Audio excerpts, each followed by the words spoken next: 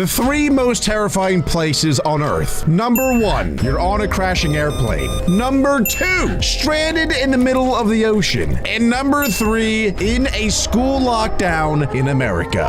And today, we are checking out the most horrifying school lockdown stories of all time. Dr. Nicely. The PA system crackled to life on a Thursday during second period in my junior year of high school. The familiar tones of the recorded voice filled my classroom. Lockdown, locks, lights, out of sight. Lockdown, locks, lights, out of sight. The words kept repeating as Mrs. Danbury paused at the board and looked up at the speaker in the corner of the room. "Okay, you all know what to do," she said, rushing toward the classroom door to shut and lock it. Nervous chatter went up among the students as we wrote. Now that's kind of cap because we practice lockdowns. Well, not anymore. I'm 20. I don't want that to come off weird. I don't still practice lockdowns. I don't go to school. Don't make it weird, okay? Rose from our desks and moved into position against the wall. "Is this real?" my friend Colin asked as we sat on the floor with our backs to the wall. What a stupid question, though. How the heck are you supposed to know, bro? "Hey, Must be, he said. Okay. they'd tell us if it was just a drill." That's not true. The sound of helicopter rotors was faintly audible over the recorded voice of the lockdown alert. Okay, sorry to keep pausing it, but that part would make it scary. If I heard helicopters, that's when I'd be like, okay, wait a minute, hold on. You're taking this a little too serious for it to just be a drill. But they never tell you when the lockdowns happen anyway. And the noise grew louder as we sat there in the dark classroom. After a few moments, it sounded like the helicopter was right over the school. A full minute passed before the helicopter moved again, the noise making it sound like it was going in circles above the campus. That is pretty creepy. A loud bang, like a door flying open, sounded outside. No. Someone yelled in the hall, a sound that was quickly replaced by automatic gunfire. I slammed my hands over my ears, along with many other students. Some of the girls, and even a few of the boys, covered their mouths as they cried out softly. More gunfire erupted out in the hallway. It sounded as if there were 4 or 5 guns firing. What? 4 or 5 guns? How many people broke into this school? Normally, whenever someone breaks in, it's one person. It's one person. This is insane to have like a whole group of people breaking in with presumably like entire assault rifles. Like not even like a little gun. Like they got big old guns. What is going on here? Human screeching sound pierced the air, making my eyes go wide. I looked over at Mrs. Danbury, whose face was drained of all color. She was the nearest to the door, the nearest to whatever the hell was going on in the hallway. They gotta barricade The that gunfire door. stopped, and I heard a man shout and then scream. His wail of pain stopped abruptly with a loud, crashing bang.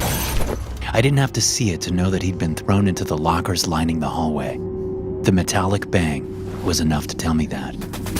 More gunfire sounded outside. It's like, and it then sounds like more a screaming. war. Then there was silence. For several seconds, we all listened hard for anything outside. The recorded voice was still going, and the helicopter was still faintly audible. The sound of running footsteps suddenly came to us from the hall. The footsteps stopped abruptly, No. and a terrible scream erupted just before the door to our classroom smashed in.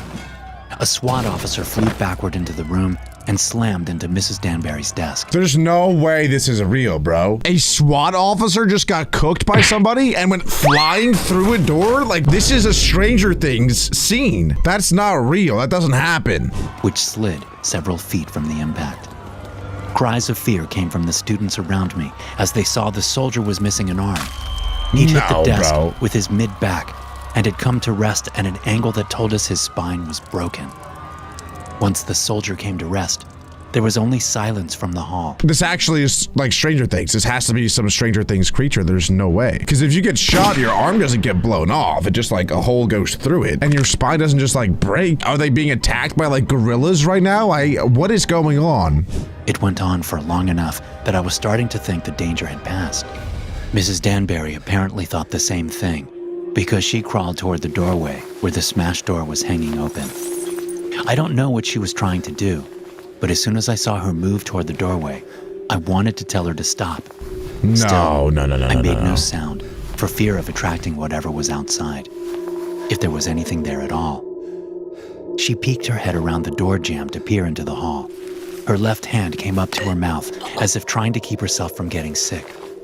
She stood up and turned around to face us. "Okay, we need to move to another classroom," she said. That's a terrible, terrible, terrible idea, bro. First of all, in any lockdown, they always tell you don't move from where you are. Even if you're in the bathroom, stay in the bathroom, lock it. Don't move. Do not go in the hallway. That's the worst place that you could possibly go is the hallway. Number 2, the door has already been broken down, meaning clearly people have already been in there and like done their thing. So if you are the aggravator, if you're the person there that's trying to do harm to people, you're not going to go into a room that already looks like it's been busted up because then you're assuming, oh, people in there are already dead or gone. So it's actually a 200 IQ place to hide. But going into the hallway might be the dumbest thing possible. What are we doing? Paul looks. A long, blistered, red and black arm with a claw-like hand darted down from the ceiling outside the doorway and grabbed Mrs. Danbury by the neck, stopping her words. It yanked her out of the classroom before any of us knew what was happening. We heard a scream and a thunk from outside. Then Mrs. Danbury appeared in the doorway again, only she didn't have any arms. Blood spewed from her massive wounds as she stepped into the room, looking back over her shoulder with a dazed look on her face. What she saw there snapped her out of it, and she started running toward the wall of windows opposite the doorway. Fountains of blood poured out of her as she ran past her desk, screaming. A monstrous, scarred figure that looked like a badly burned mix between a bear and a baboon darted through the doorway after our teacher. I was like kind of right, actually. Smashing into Mrs. Danbury just as she reached the window. The two of them tumbled out, falling to the ground just a few feet below. My teacher screamed once more outside before her vocalization stopped with a terrible ripping sound. All of us students stayed frozen against the wall, staring at the broken window, waiting for the thing to come back in. We should have run, but we didn't. See, now is where I would run, because that animal is gonna go back into the window where it just launched out from, and this is your only chance to get out of that room while that thing's gone. It was all too much for us. Eventually, the gruesome sounds from outside stopped, but none of us were willing to risk standing up and moving toward the window to see what was happening. Not long after those noises stopped, we heard a flurry of gunshots from far off, likely off the high school campus. Hearing those faraway shots snapped me out of shock. I stood up and moved slowly to the doorway. I looked out to see the hallway littered with dismembered bodies. There was blood all over the place. My A God, man bro. with a smashed head lay below a huge and bloody dent in several of the lockers across the hall.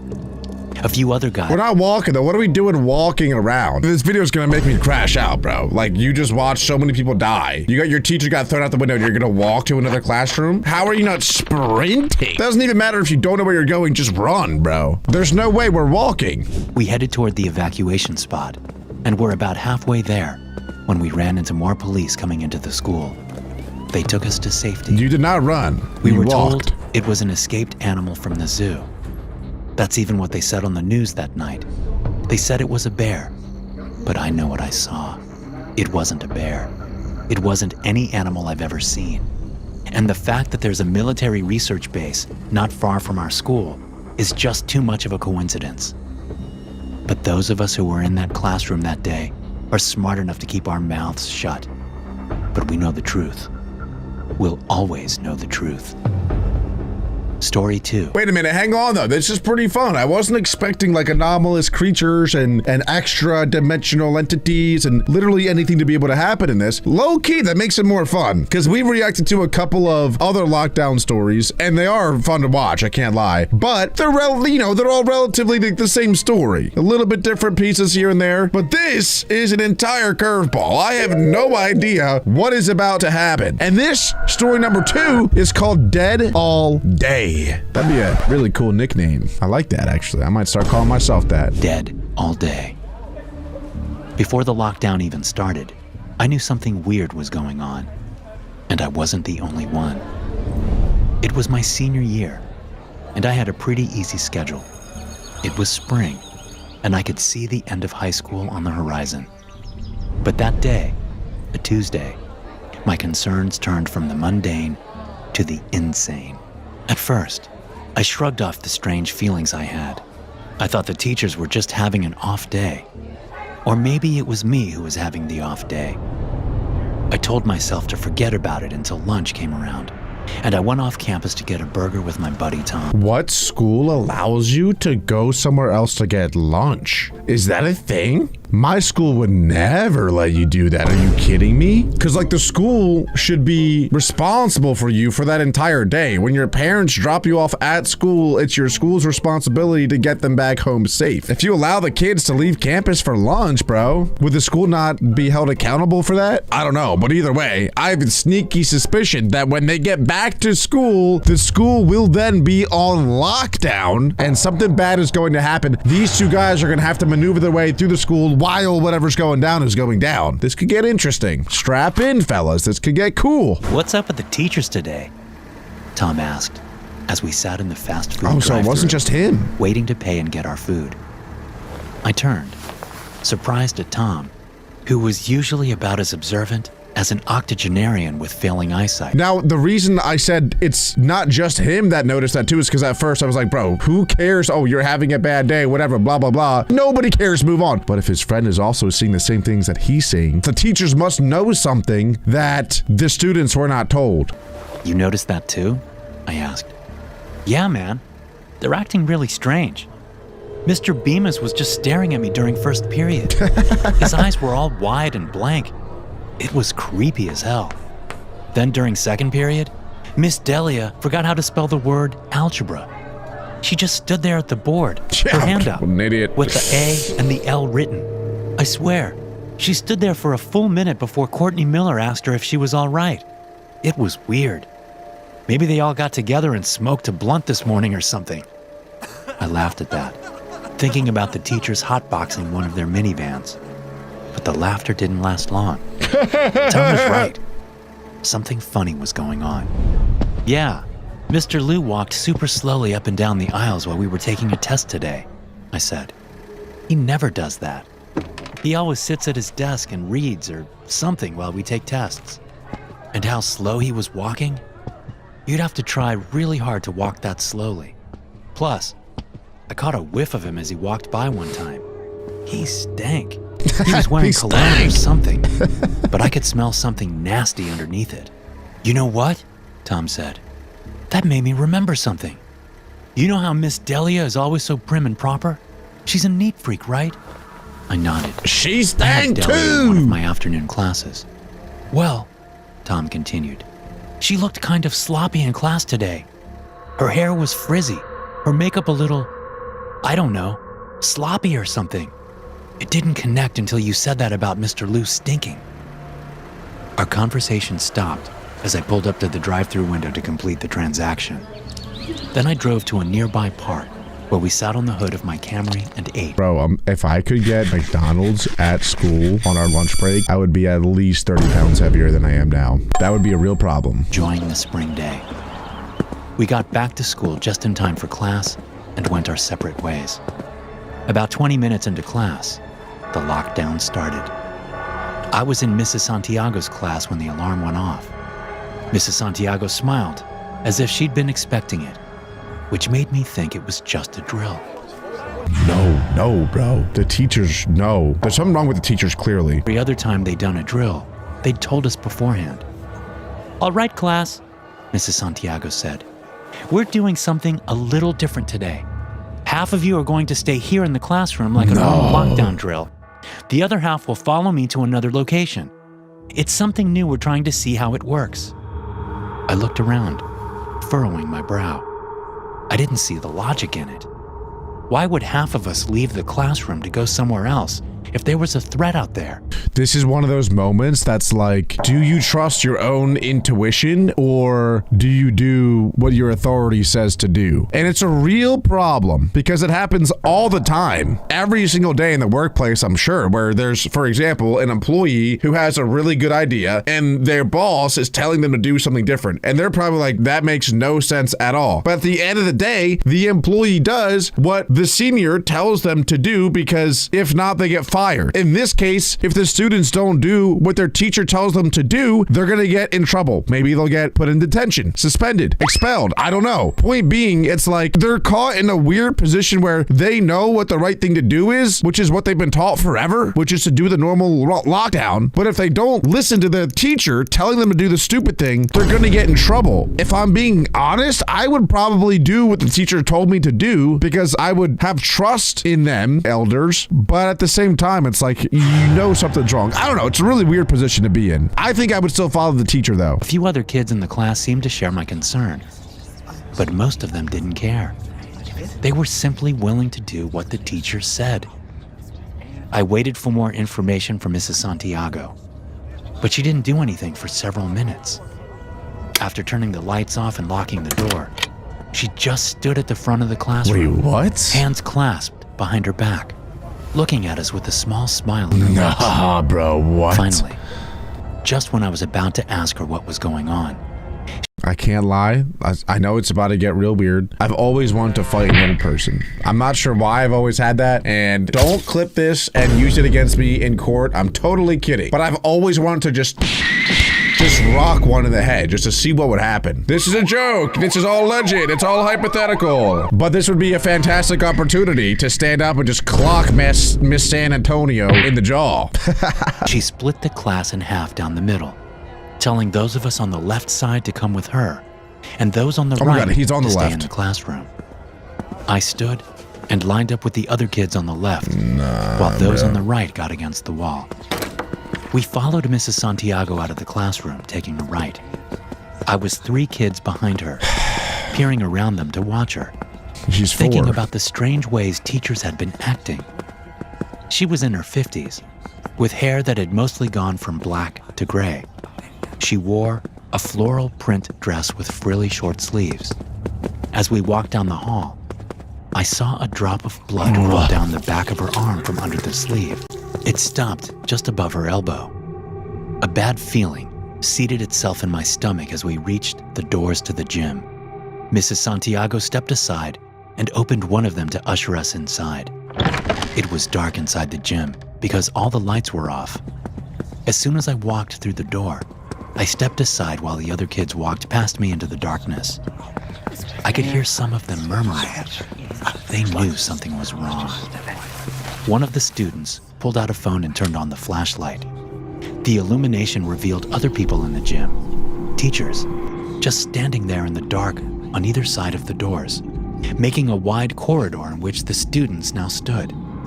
There must have been a dozen of them, and as the flashlight came on, they moved in on the students. Nah, bro, what? Screams bounced around the gym as the teachers attacked the students with knives and cleavers from the school kitchen.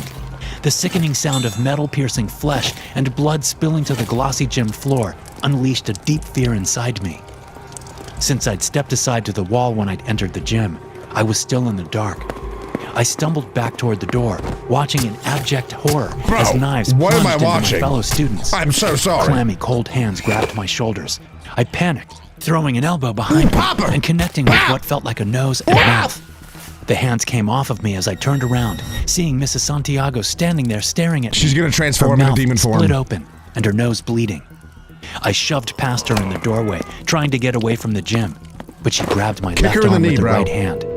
At 18, I was much bigger and stronger than her. I shoved Yep. her as hard as I could. Something ripped, and she fell back against the gym door. But her hand still gripped my left arm above the elbow. I scrambled, pulling at her severed arm, ripping it off of me and throwing it at her feet. I ran, looking back over my shoulder as Mrs. Santiago stood there, seemingly unaware that she'd just had her arm removed, staring at me as I sprinted down the hallway. I ran for the nearest exit through the empty hallways, past dark classrooms. The lockdown alarm was still blaring, but I barely noticed it. The sound of my heart beating seemed louder than any alarm could ever be. I slowed as I passed Tom's classroom, clarity coming into my thoughts. I wanted to run out, but thinking of Tom and my other friends made me think of all the students that would be in danger if I just ran away. I approached Tom's classroom slowly, glancing through the slender window into the dark room. I thought I had seen Tom's 5th period teacher, Mr. Pelham, in the gym. So when I didn't see anyone in the classroom, I banged on the door. "Tom! I whispered loudly at the door between bangs. "Tom, it's me, Nate," I said. Tom appeared out of the darkness. Nate, He said through the closed door. what are you doing? It's lockdown, man. "Where's your teacher?" I said. I don't know. He left like 5 minutes ago. Told us to stay put. "Open the door. We've got to go," I said. "The teachers, they're killing people," What? Tom said, smiling. Tom, Why is he smiling, man, bro? This is serious. I stepped back from the door and glanced both ways down the hall. I didn't see anyone. "I am serious," I said. "Everyone needs to leave. Come on." Tom reached for the door handle, but a voice from inside the classroom stopped him. I couldn't hear exactly what they said, but Tom's response gave me a clue. I know we're not supposed to open the door, Tom said. but this is Nate. He's no school shooter. Tom opened the door and let me inside. I closed it behind me and looked into the darkness at the students sitting against the Like, what could you possibly say to convince students that are in a lockdown that the safest thing for them to do is to run into the hallway and run out of the school when their whole lives they've been told to stay put exactly where they are? I don't know what you possibly can say. "We need to go," I told them. "Now. Something is seriously wrong." "We're supposed to stay here," one girl whose name I didn't. Shut up. Oh my God. We're supposed to stay. I would throw the nastiest elbow that you've ever seen. I'm just kidding. Everything I say is a joke. "I'm telling you," I said. "The drills didn't have this in mind. It's the teachers. I watched them kill some of my classmates. There's something wrong with them. Haven't you noticed anything strange today?" I could see in their eyes that many of the students had noticed, but none of them moved. "All right, fine," I said. "I'll go get help. Tom, you gonna stay here or come with me?" "I'm with you, man," Tom said. Where are you "I'm scared." going? "Okay," I said to him.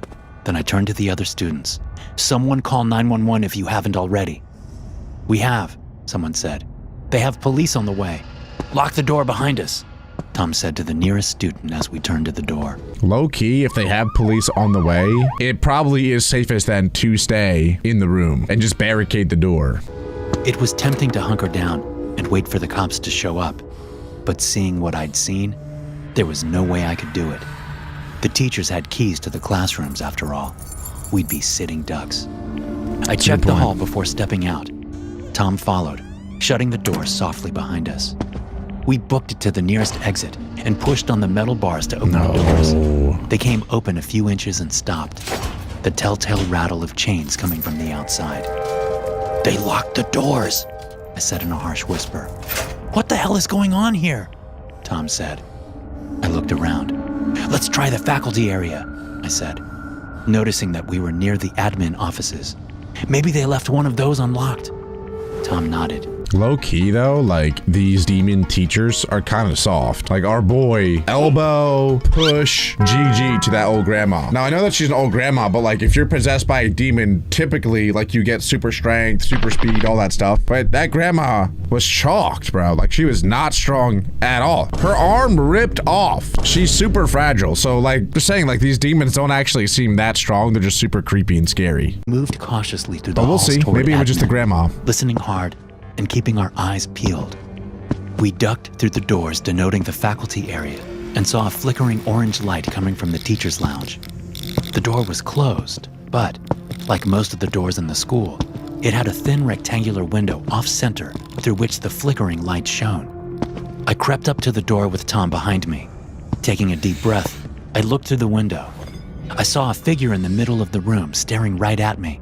I pulled my head back down. "What?" Tom said. "There's someone in there," I said, then stopped. Is this some sort of The image of the seance? Like, figure in what the is room going took a on? moment to- Oh my god. Oh my god. No, I know what's happening. All the teachers are combining together. They all need to get one kill. They all kill their one thing, and then that unlocks something, and then, you know, they all are together now, and they're all combining to become one giant demon. That's it. I'm sure. I stuck my head up again and looked through the window. The vice principal, a man named Ben Sheridan, was floating in the middle of the room, his legs and arms outstretched to make an X with his body. He was naked, and there was a short wooden spear jammed through his chest. The orange light was coming out of his eyes, nostrils, and wide open mouth, flickering as if from an inner fire. There were also red glowing words and symbols written on the floors and walls of the lounge. Now question, do you go in there? Because my thought is like he's the key to all of this. You stop that, like he's controlling all the teachers. You stop him, it all stops. So what do you do? Pulsating in time with the brighter light coming out of Sheridan's face. He floated just above a glowing circle on the floor, the edges of which were surrounded by strange symbols and words.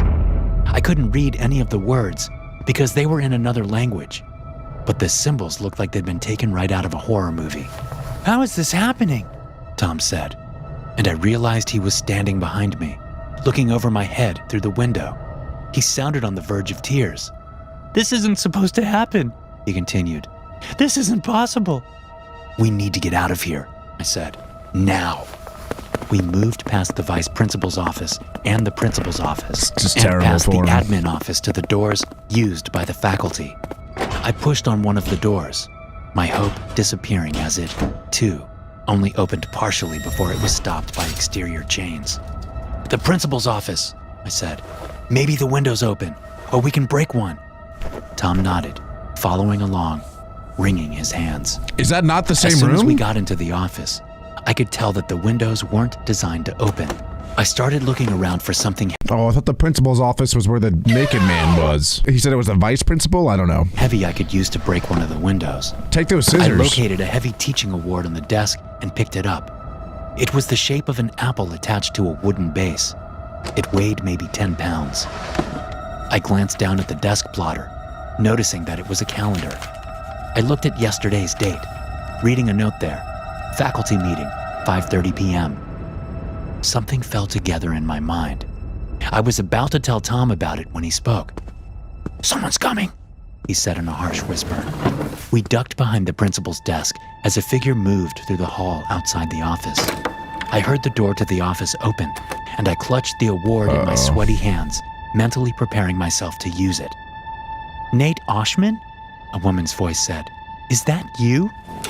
I stood up quickly, holding the heavy award over my head. It was Christina Henry, a pretty 20-something art teacher I'd had my junior year. "We need to get out of here," she said, holding up her hands. How did she know? What? "I don't know what's happening with the other teachers, but they're killing students." "Yeah, no shit," I said. Tom stood up, eyeing Christina nervously. She looked normal, and she sounded genuinely scared, but I wasn't about to let her near me. "Were you at the meeting yesterday?" I asked her, taking a shot in the dark. She looked at me with open curiosity. "The meeting? What are you talking about? Why is that important?" "Because I'm guessing that's the last time all the teachers were together in one room," I said. "Whatever happened to them, someone did it on purpose. You walked past the teacher's lounge. You must have seen it." "I was sick yesterday," Christina said, apparently seeing the logic in my thinking. "I missed it. Now, can we please get out of here? Whoever chained up the doors had to be able to get back in here somehow. I have a key to all the exterior doors. We can find the one and get out of here." Why is she not saving all the other kids, though? Like, I appreciate this teacher's dedication to saving these two, but like, what about the hundreds, potentially thousands of other kids that are in the school? Why is she spending so much time on just these two? I glanced at Tom, who looked at me with wide eyes, which he shifted down toward the desk. He was trying to tell me something. "Let me think," I said to Christina, then looked down at the desk. Tom leaned down and put his hand on top of a clipboard on the desk. I glanced at it, seeing it was a list of names, teachers' names. At the top of the sheet, it read, "Faculty attendance." And right next to Tom's index finger was the name Christina Henry.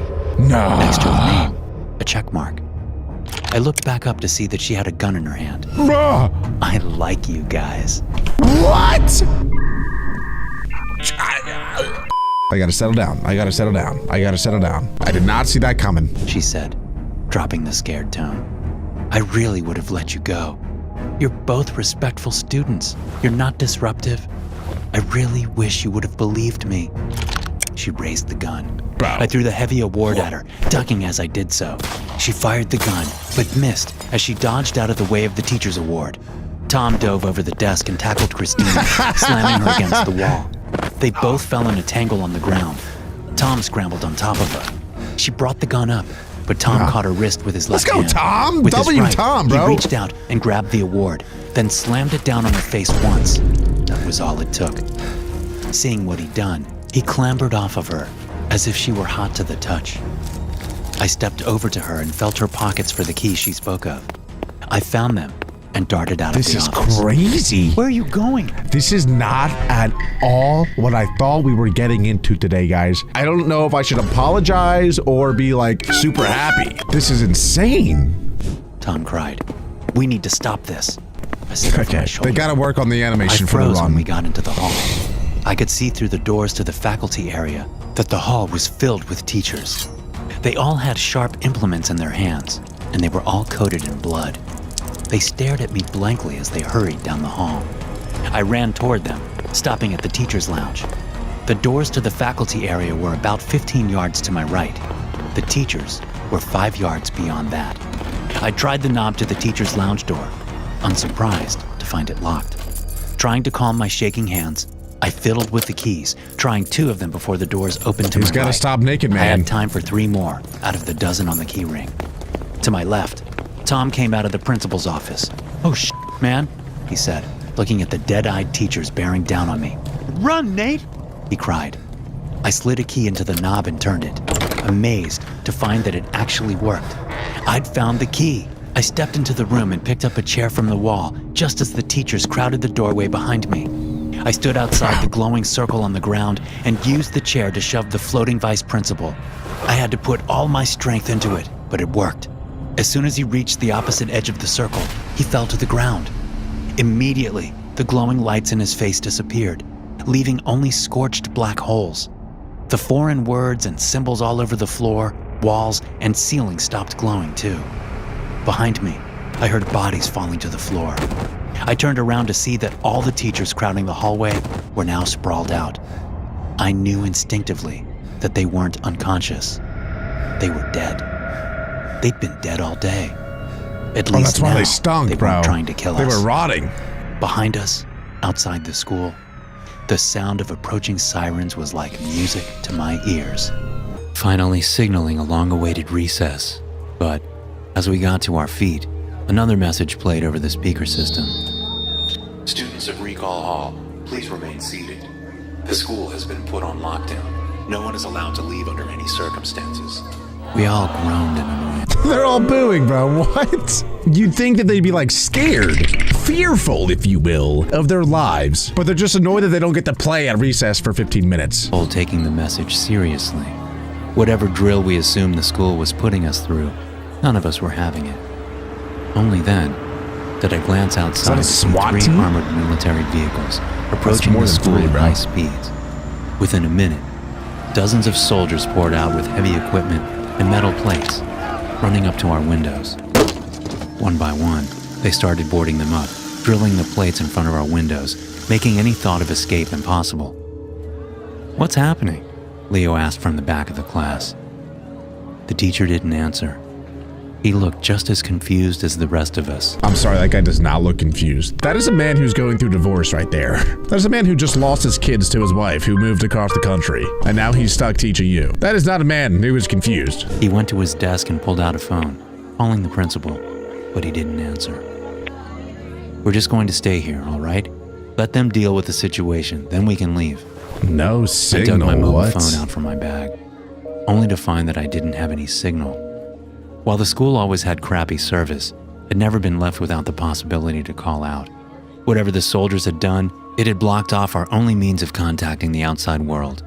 "I can't call anyone," I said, holding up my phone.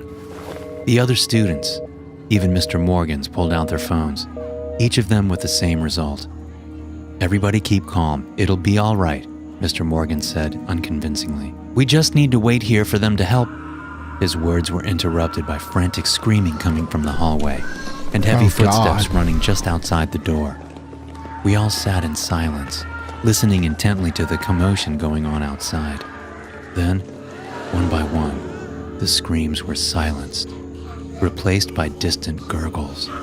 By then, some of my What's weird is we didn't hear any like gunshots. We didn't hear any. If it was an animal, you would have maybe heard like a growl or like a bark or roar or something. But it was just like dead silent. other than the screams, which honestly makes it 10 times creepier. while others sat frozen in fear.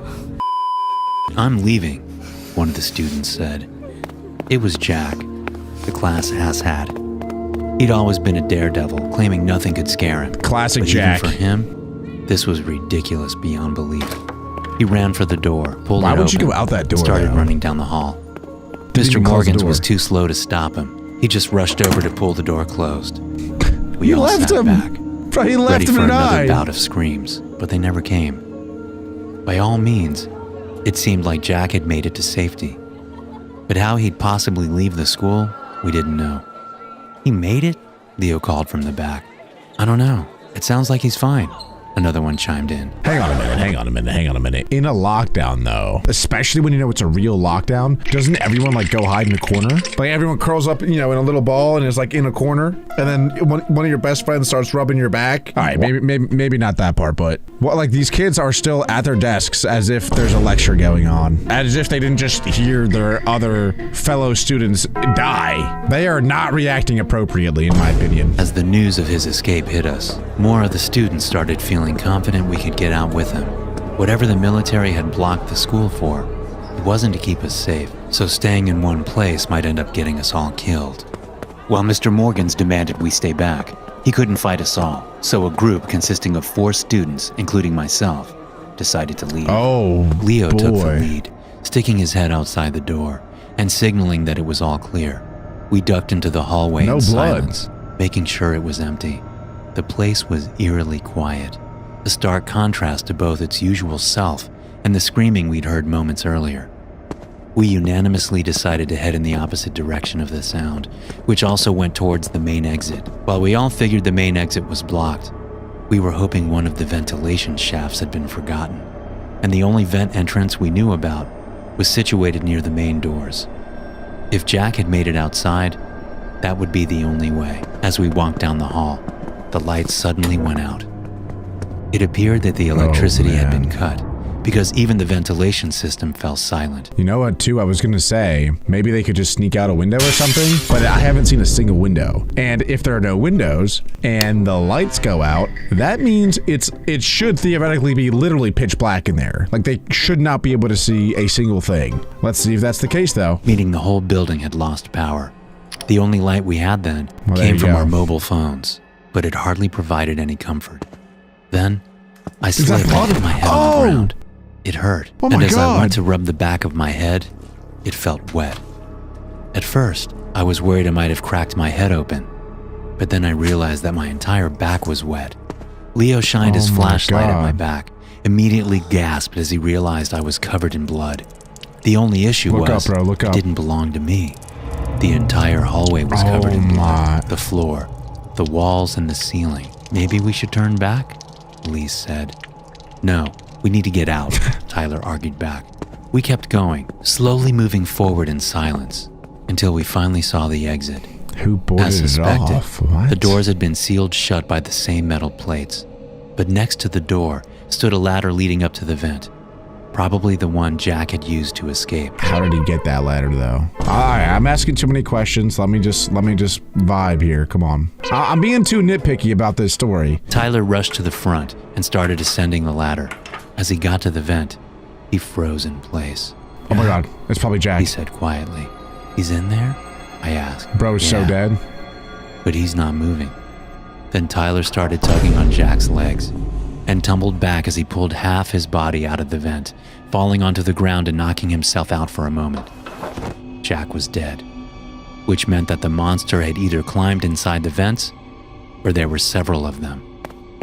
We should go back to the classroom and wait for help, Elise suggested as she stared at what was left of Jack. I mean, really, what do you do in that situation, though? Oh, goodness gracious. And what is the SWAT team doing, bro? Is the SWAT team helping or hurting? I don't understand. Because how are they not in the building searching for this thing yet? None of us could disagree.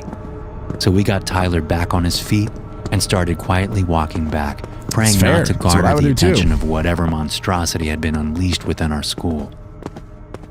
When we finally got What back, could it be? we found the door to our classroom broken and smashed Called to it, bro. I pieces. called it, bro. We stood frozen outside until I finally got the guts to check inside. holding the other back to protect them from what I knew was coming. The entire room was smeared with blood, with chunks of flesh lying on the floor. Every single person in the classroom had been killed, torn to shreds by an unknown entity. Had we not left to look for a way out, we'd all be dead too. I don't know, like this is probably just the animation graphics, but what I will say is that every like limb is chopped. This is getting gory, I'm sorry, but it's chopped like perfectly, like sliced. It doesn't look like, for example, I'm not seeing claw marks or bite marks or anything that would insinuate that this is an animal. It looks like a chainsaw. That's kind of gross. That's gross, but that is what it looks like. What are we going to do? Elise asked. I don't know. We just have to keep looking for a way out. We can't stay here. We turned to walk in the opposite direction, hoping to find shelter, or maybe even an escape through the basement. But as we turned to run, we heard a bizarre sound shatter the silence around us.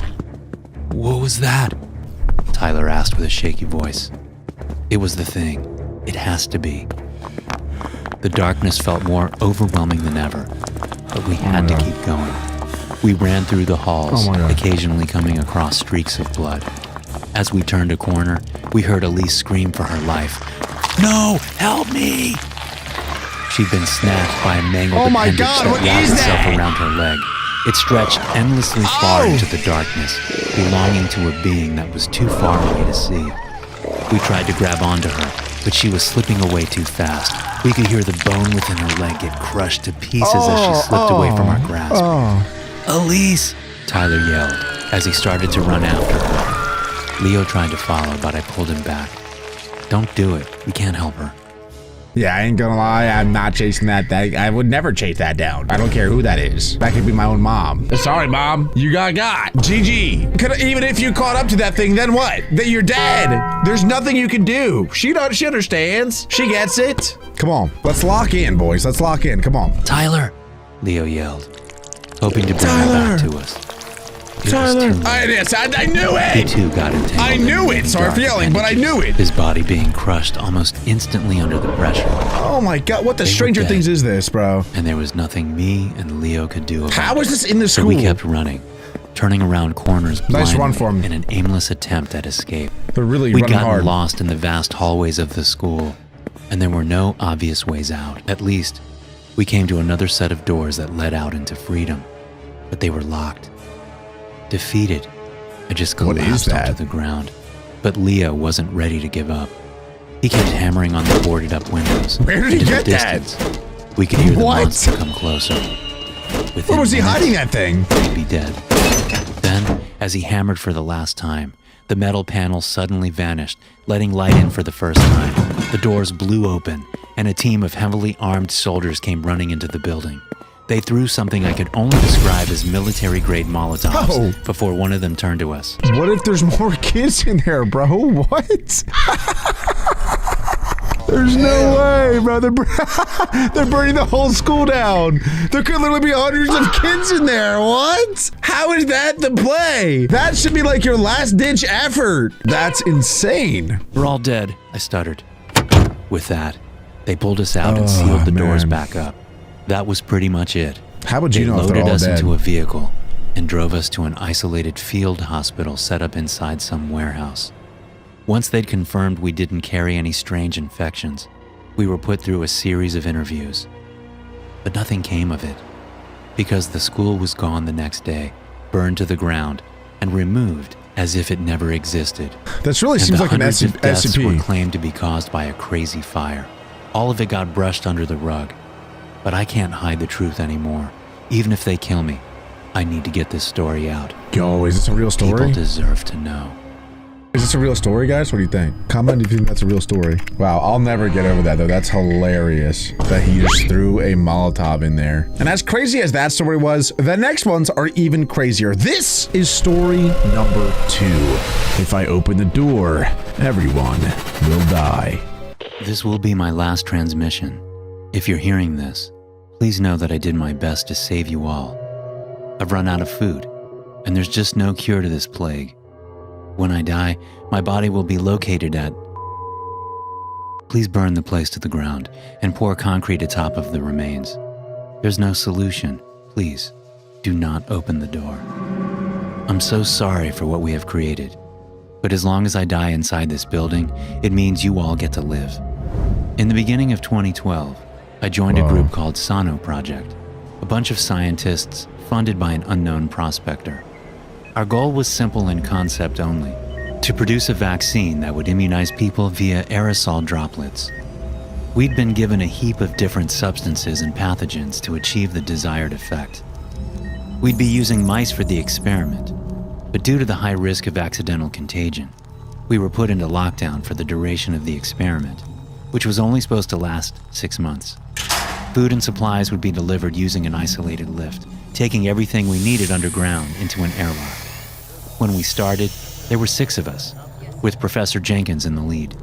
He was an old and equally odd fellow, but he was the top in his field. There was no one more suited for the job, and the 5 of us that worked under him greatly admired the man.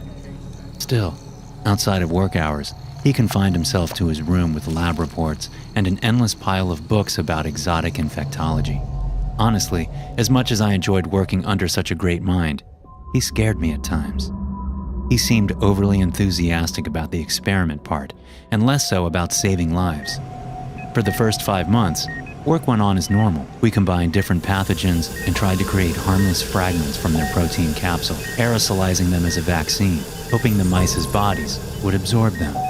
It was an endless stream of disappointment, as the poor animals kept dying. Okay, so it seems like where this is likely going is eventually they're going to create some sort of serum that turns mice or rats or whatever they're testing on into an anomalous creature that will then kill everybody and has a chance to break out. And so that's why if he ever opens the doors, you know, it'll come out and then kill the entire world. That's what I'm assuming is going to happen here. Then, at the end of the 6-month contract, Professor Jenkins created something new entirely. While it wasn't anything near what we wished, Oh my he'd God. managed to invent something no one thought possible. He'd mixed a strain of highly infectious virus with a bacteria. It was a miracle with limitless harmful potential, and it terrified us. Still, his explanation somewhat lulled half the staff into a false sense of security. His idea was that the right mix of pathogens, he could invent a virus that integrated itself into the human genome, which then started producing a new type of defense mechanism entirely, something separate to the immune system. To us, it sounded like a ludicrous fever dream, but the higher-ups were convinced by his ramble, basically forcing us to stay under lockdown for another 6 months as we worked on Professor Jenkins' new personal pet project. We followed orders, making countless hybrid pathogens, all in the hopes that it might lead to a cure for all infections. I repeatedly voiced my concerns, but the rest were too afraid of reprisals to take my side. Then, halfway into the 2nd term, the professor called me into his office. He looked unbelievably tired, as if he'd been awake for days. I hadn't seen him much lately, as he'd always confined himself to his office while he did grunt work. Oh my God. No, I think the head scientist, this guy, maybe used that serum on himself. And maybe he tricked everybody into thinking that they were making some sort of like healthy, good serum for the world, when in reality, they were all working to create some serum for him, to turn him into like a superhuman or something. Let's see. "I've finally done it, Carl," he said ecstatically. "A vaccine? But we haven't even started the aerosolized trials yet?" I asked, confused. He chuckled. "We won't need trials. Not for this." "What are you talking about?" "I thought you would get it, Carl. Have you even looked around the world lately? We create cures for everything from basic infections to cancer and genetic mutations. We keep people alive decades past their supposed lifespan. And for what? To finally destroy the planet? To let our sheer numbers be the inevitable downfall of mankind?" He Okay, went to the door, this is locking it Thanos? before removing the key. I felt adrenaline surge through my body, and though I knew something horrible would come next, I hadn't the faintest clue what. "I've created something that will save us all, but I need someone to start it all. Someone younger, healthier than myself." With that, he plunged a syringe into my neck before I could react. I pulled it out as fast as I could, but whatever its contents, it had been injected into my bloodstream. "What the I started to say before the world went black before me. As I was left unconscious, I couldn't tell whether I had died or if I was just sleeping. It all felt so quiet around me, but also warm. It was an odd sensation, almost as if pressure was building up within me, getting ready to explode. Then, as if no time had passed at all, I awoke once more, lying on the cold floor of Professor Jenkins' floor. He was sitting behind his desk with labored breathing. "Ah, you're finally awake. That means it has finally begun." He struggled to get out between breaths. I sat myself up and looked over at the professor. His skin looked oddly red, with flakes forming from ruptured I knew it, crystals all bro. over his body. "What did you do?" Superpowers. "I gave you the cure. The only thing that can destroy humanity. My creation. It'll save this planet from us." His Wait, head started what? sinking as more blisters formed on Oh his my God. body. On his Oh my arms, God. chunks of flesh had rotted straight Oh! off. He was infected with something, the same thing he'd given me. "Don't worry, Carl. You're the only one that can withstand this disease. That's why you're special. Because you'll be the one that is remembered as Patient Zero." He passed out on his desk, barely breathing. What? Oh my, no, that's actually gotta be the dumbest plan of all time. That's the stupidest plan of all time. I have heard many plans of mad scientists or crazy people who want to like rid the world of humans for the most part because we're overpopulated apparently. It's like the whole Thanos snap, get rid of half the entire universe population for the greater good. It's for the greater good is what they think. How is only one person surviving going to fix anything? And now he's dead. Now he's dead. So we're never gonna get any answers. Awesome. Sweet. That's super annoying and frustrating. Well, now what? Then I heard knocks on the door as the rest of the crew were starting to get concerned. "No, wait!" I thought he locked the Tried to door. yell, but it was too late. They'd already barged in. "What the hell happened to the professor?" one of them asked as they went to check on him. It was too late. They'd already breathed the same air as us, which meant they would be dead in a couple of hours. I swear at he locked most. the door. Only a minute after they touched him, the first crewman started coughing violently, then the second, third, and before the hour had passed, they were all dying. They called for help. No one came, because they didn't want to release the contagion. I was the only healthy one, which led the administration to believe that there might be a cure in my blood. They demanded blood samples be taken from me, but as the crew fell unconscious, I had to make a decision. If I let any sample escape this lab, the pathogen would be out there. So I did the only right thing. Oh man, I disabled this is the only sad. entrance into the lab, putting myself into eternal lockdown. "What are you doing, Carl?" one of the security guards said over the loudspeakers. "We're sending in a hazmat team to save your sorry. Open the I can't.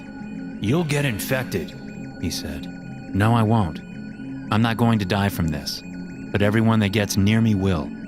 If I open this door, I'll start the spread to the outside world. There's no other way." Would you guys open that door? Be honest. Would you guys open that door? Come on, be honest. But then I heard him cough through the radio. No. Which is when it hit me that the professor had opened up the vents, allowing the toxic air within to mix with theirs.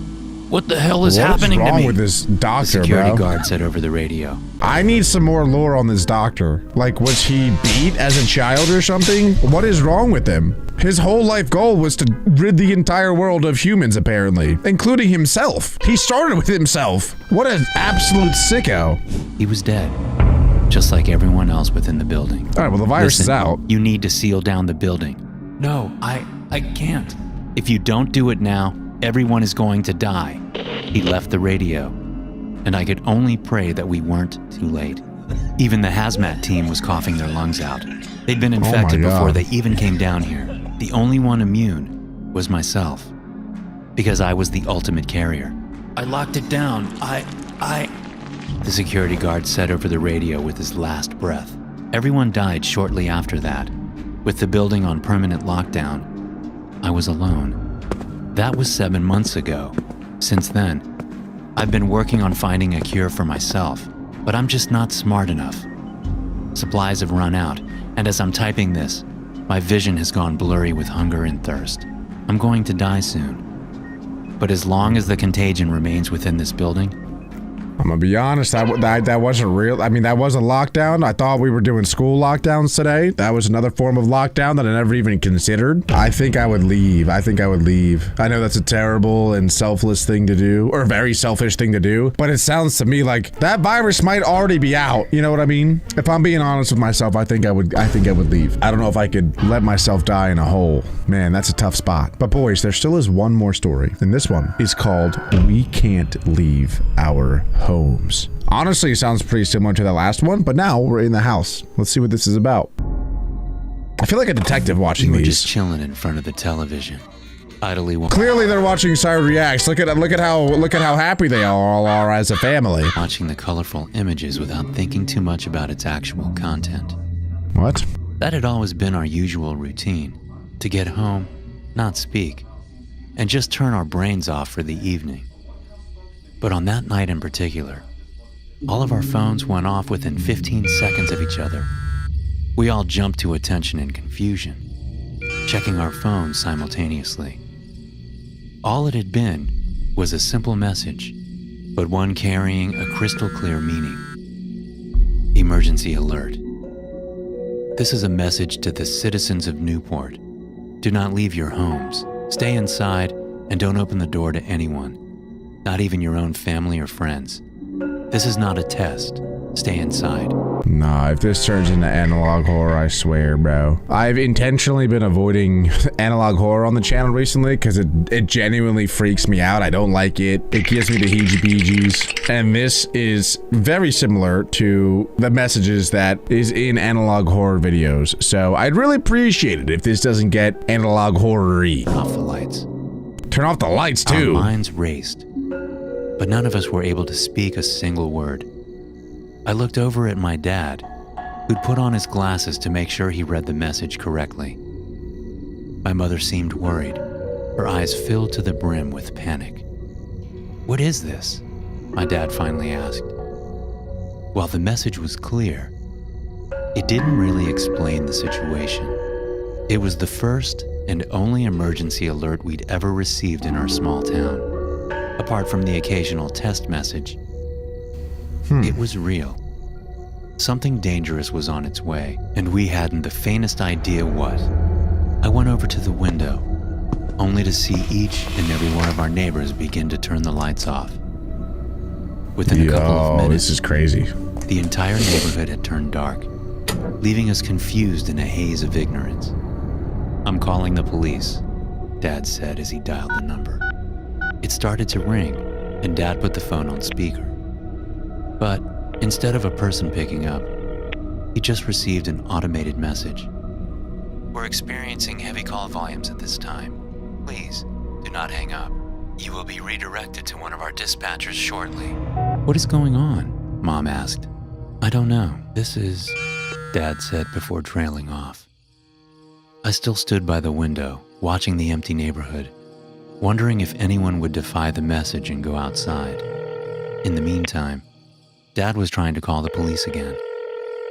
After the third attempt, he tried to reach his coworker instead, who lived further downtown. "Hey, David, did you get the same message as us?" Dad asked.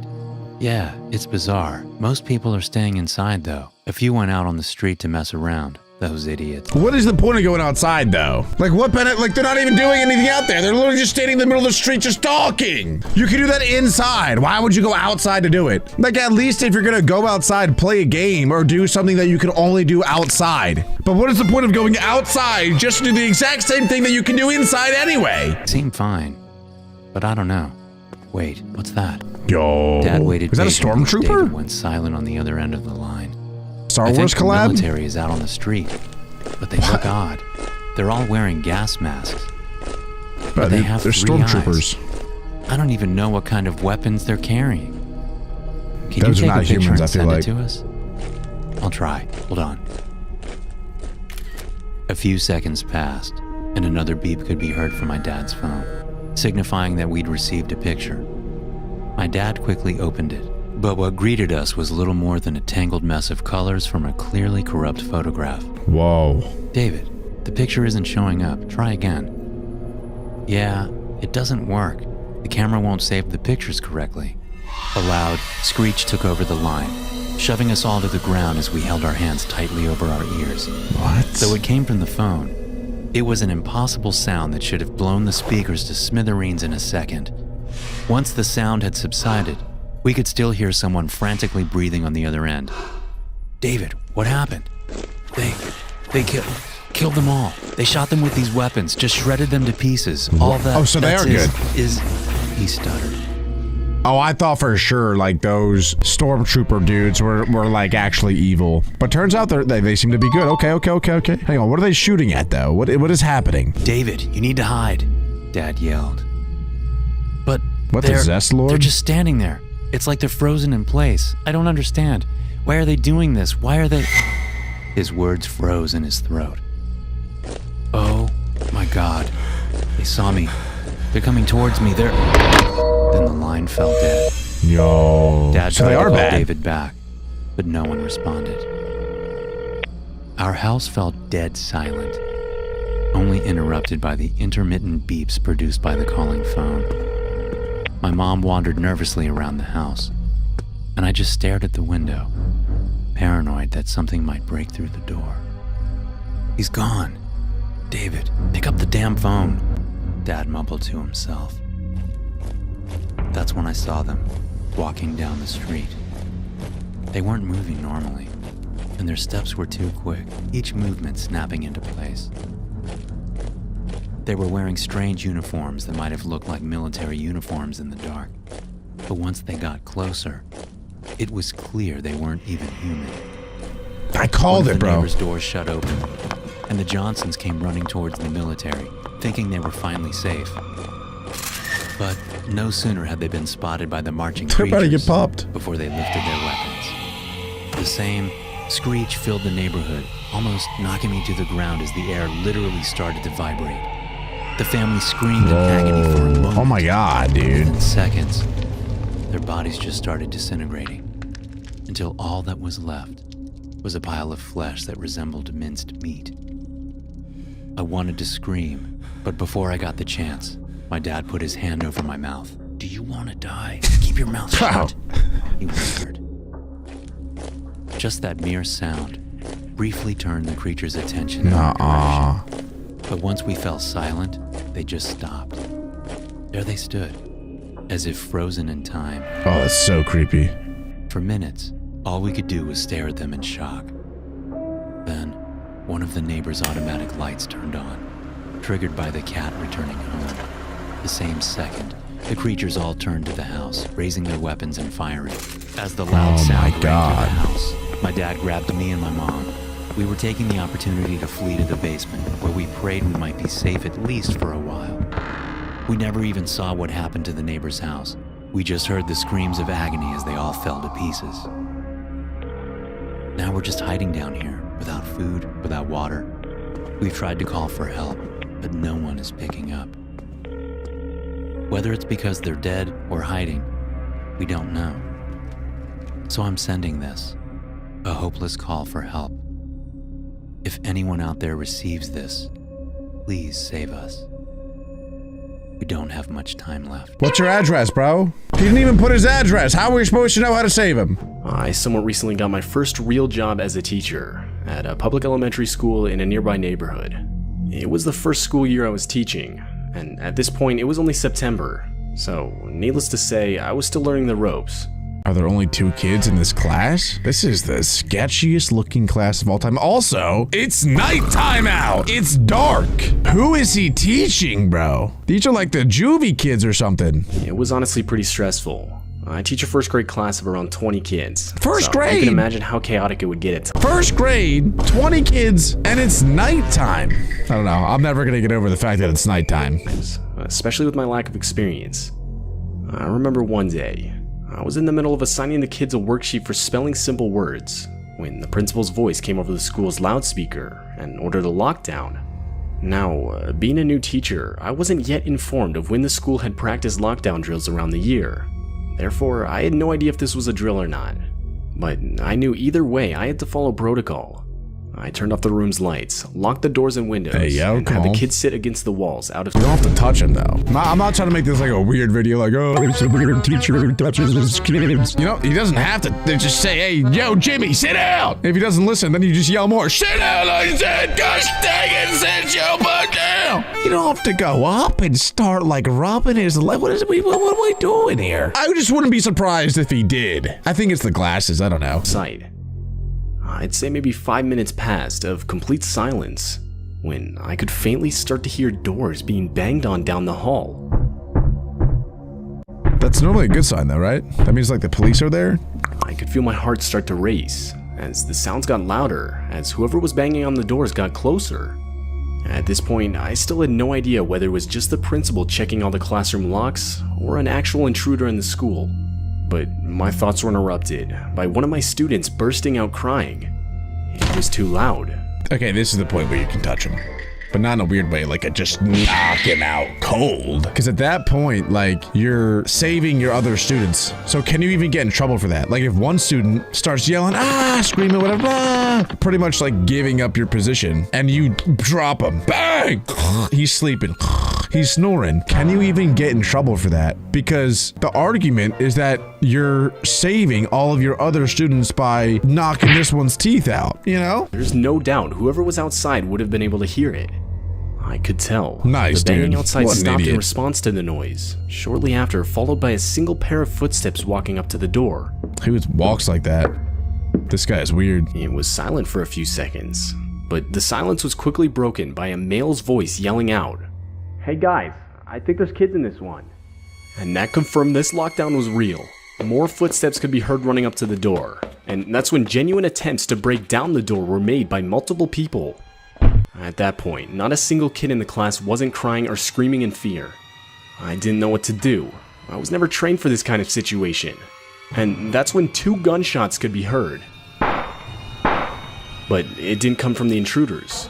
Police were now inside the building. There you go. Right after the shots were fired, the intruders could be heard running down That's the the hall. worst running form I've ever 3 seen. minutes later, and we were given the all clear. It turns out the intruders were 3 local high school students. Oh, they got him. They were eventually caught, but when asked why they did it, they would say close to nothing. Although, one of the kids claimed it was a bet, but personally I don't believe that for a second. No bet is worth going to court over and even possibly losing your freedom. I firmly believe they had much worse intentions. Although most likely traumatized, luckily no one was physically hurt. The shots that were fired by the police were claimed to have been warning shots and were aimed directly into the ground. Lockdown video. We heard of this before, where the police shoot warning shots. I don't believe that for a split second, bro. Police don't shoot warning shots. And what is a warning shot gonna do anyway? Just yelling at them does the same thing. That sounds silly. And I still teach first grade at the same school and even in the same classroom. And to this day, those bullet holes can still be seen in the school's hallway. All right, here we go. Next story. That one honestly wasn't even that bad. What is this one? If you tell me this guy's in first grade, I Back when I was in swear. middle school. Technically, it was actually my last day in middle school. It was late May, and for our last day, our school would do a sort of field day where the whole school would play a bunch of games to celebrate the end of the school year. Now, back then, I used to be a pretty active kid, but unfortunately, due to a recent concussion, I was unable to participate in. Why is he looking at his bandaged leg when he's talking about a concussion? Whew, this is like a rage bait video or something. Maybe he's so concussed that he thinks his leg is hurt. Maybe they're playing, you know, 3D chess while I'm on 2D checkers over here. But he's like, got a concussion. Can't do field day today. I mean, look at it. Look at my concussion. Look at it. I was pretty disappointed, yeah. Though I did bring my DS and quickly opted to just sit inside one of the classrooms and play that. As, I mean, there wasn't really That's anything not else I could bad. do.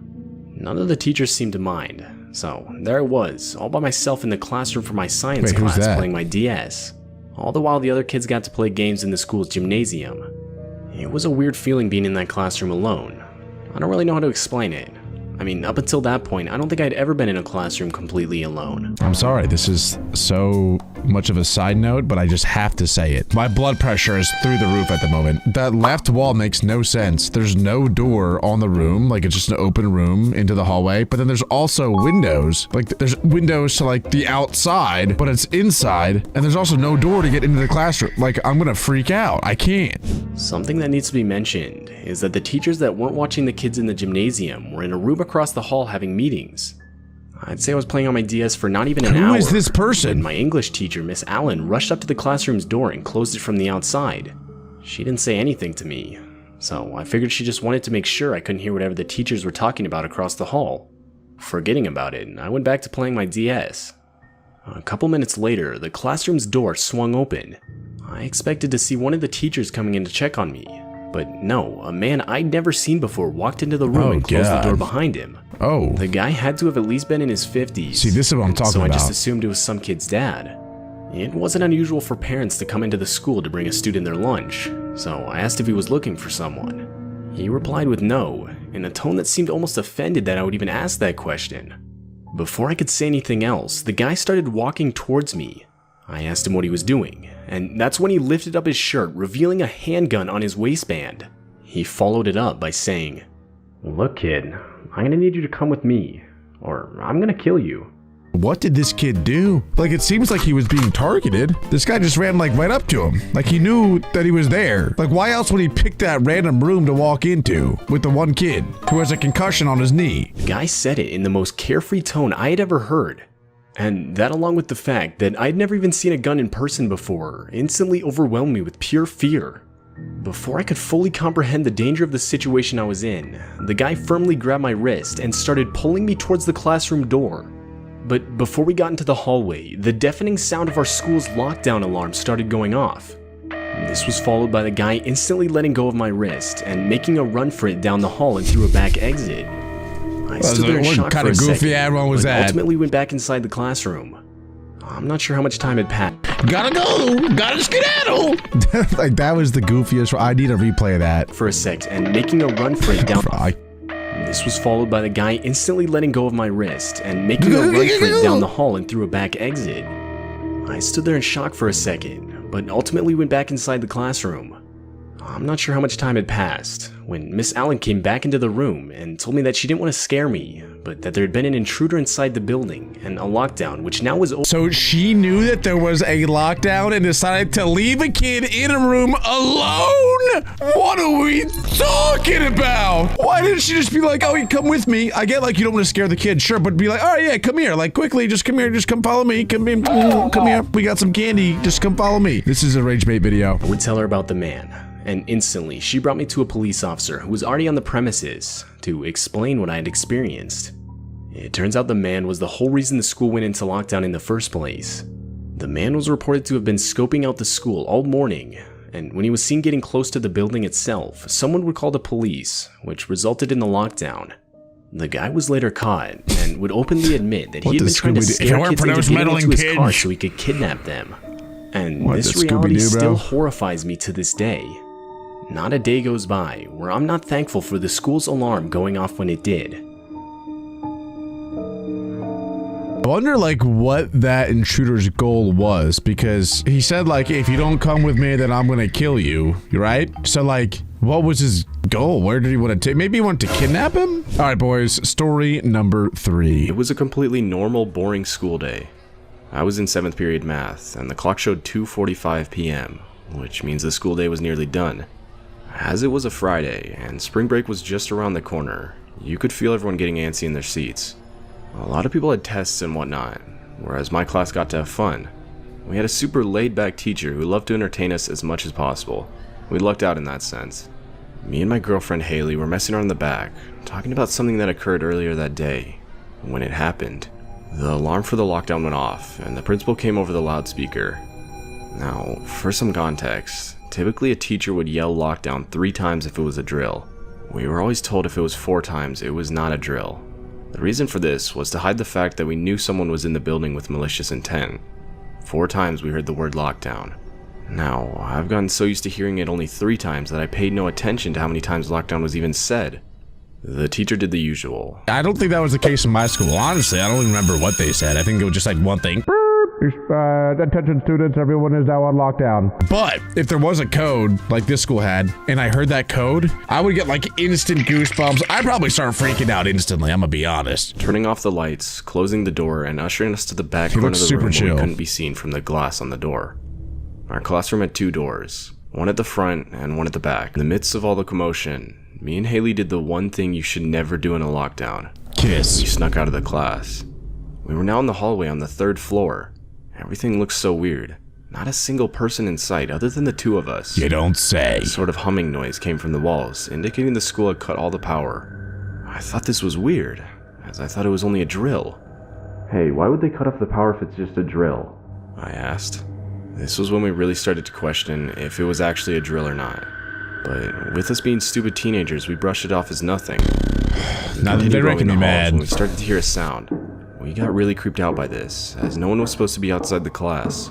Fearing it was a teacher, we ran into the nearest bathroom to hide. We ran into the 4th stall that was tucked into the corner and hid. We sort of just sat there, giggling, thinking we outsmarted the teacher. Maybe about 30 seconds had passed, and we started to hear the footsteps again, but this time much closer. My heart froze. We could tell it was right outside the door. At this point, we were sure we'd been caught. We kept as quiet and as still as possible, hoping not to make a sound. It was really weird though. The person outside hadn't come in yet, but they hadn't left either. If they left, we would have clearly heard their footsteps leaving, but we never heard them. Haley pointed this out to me, and that's when we started taking the situation a bit more seriously. The door opened, and someone stepped in. I was about to walk out of the stall and apologize for sneaking off when Haley stopped me. She whispered to me, "Isn't it protocol for teachers to ask if there's anyone in the bathroom?" She was right. This wasn't normal teacher behavior. There's no way that the intruder didn't hear that. That must have been a really good whisper, like one of these ones. Like, ear is here, right? This is the ear, and like, she had to be like up in here, like this, like this. It would literally have to be like this. Cause like, there's no other noise in the entire school. They're on lockdown. You can hear everything. That would, like, she must be an elite whisperer. Some people are terrible whisperers. She must be goated. Anyway, these guys are dead for sure. And that's when the heart-dropping realization hit us. Whoever was in the bathroom with us wasn't a teacher. While contemplating what to do, the silence was broken. "I know you're in there." Bro, what? Dropped as the person said that. The voice was younger. Oh my God. Obviously wasn't a teacher. We were practically crying at this point, unable to hold it back. The guy was now directly in front of the stall door. He started pounding on the door and screaming like a madman.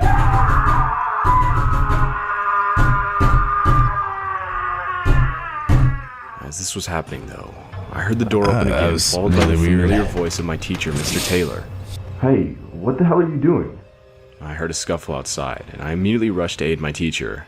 Eventually, we got the guy held down, and the cops were called. That old man took him down? Did that guy not have a weapon? How did he not have a weapon? Eventually, we got the guy held down, and the cops were called. Apparently, the man was an escapee from a mental asylum near the school. Oh, so you just lost. No one got hurt. This took place 2 years ago, and I can still recall every moment in almost perfect detail. It was nearing the end of school. Everyone was on their way to their last period, which for me was history. A class that I not only wasn't good at, but I also disliked the teacher, and at that point I honestly had no motivation of even showing up. So, ultimately, I decided to ditch and hide out in one of the bathroom stalls located near the very back of the school. Although, wait, if you don't show up to class though, the teacher will take note of that and you'll get in trouble, at least the schools I went to. The better strategy is to show up to the class, check in, and then go to the bathroom for like 30 minutes. Bang! Just tell her you were having problems. Anyway, serious time. Come on. Lock in. Almost no one went back there, so I figured no one would find out anyway. I was in the furthest back stall, playing some game on my phone, when the ear-deafening sound of the principal coming over the intercom made me jump. "Lockdown, lockdown. This is an emergency alert. Please follow lockdown procedures. Go into the nearest room or building, lock the door, and turn off all lights."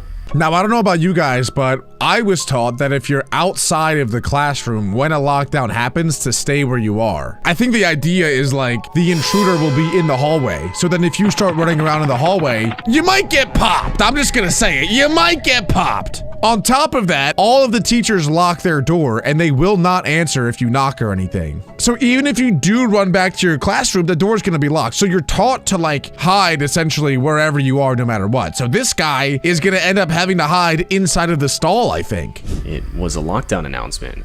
Though I honestly didn't pay it any attention, considering they were all practice. And so I just continued to sit there in the stall and wait. But just then, all the lights to the building seemingly shut off all at once. The hum of the light faded, along with the buzzing of the AC unit, which meant all the power to the school had been cut off. The bathroom had gone pitch black, and that's when I was actually starting to get worried. Power was never cut off during practice lockdown drills. I texted my friend asking him what was going on, and literally right away he answered back with a text saying, "Dude, where are you? It's a real lockdown. Everyone's asking where you are." I told him I was in the bathroom, and he responds saying I should hide. But where else could I go? I wasn't just gonna run out into the hallway to find a better spot. That's so silly. Because the idea is like, oh, let's turn the lights off and then the intruder will have no idea that we're in here. Hey, dude, it's Tuesday at 11 a.m. Really? You really think that he's gonna be like, oh, well, I guess the kids didn't show up today. Off I go. I'm gonna leave now because the lights are off. That doesn't make any sense at all. If anything, it just makes it scary for everybody. Ultimately, I decided to stay and hide in the stall I was in. I turned my phone's brightness down and texted my friend again. I asked him what the reason was for the lockdown, and after 5 long minutes of waiting, he replied saying that apparently there was a kid armed with a knife banging on classroom doors and asking to be let in. Both my classroom and the bathroom I was in were on the same floor, so I turned off my phone and tried my best to see if I could hear anything. There were running footsteps. And that was shortly followed by the sound of the bathroom door opening. No. I was absolutely horrified at what I was hearing. Whoever entered walked towards the stall next to me, went inside, and shut the door. I held my breath for what seemed like forever. Then, to break the silence, in a shaky voice, I said, "Who's in here?" It was silent for a second, and then I heard a voice Not a reply bad play. with, "I'm just looking for a place to hide. I heard there was a lockdown over the speakers."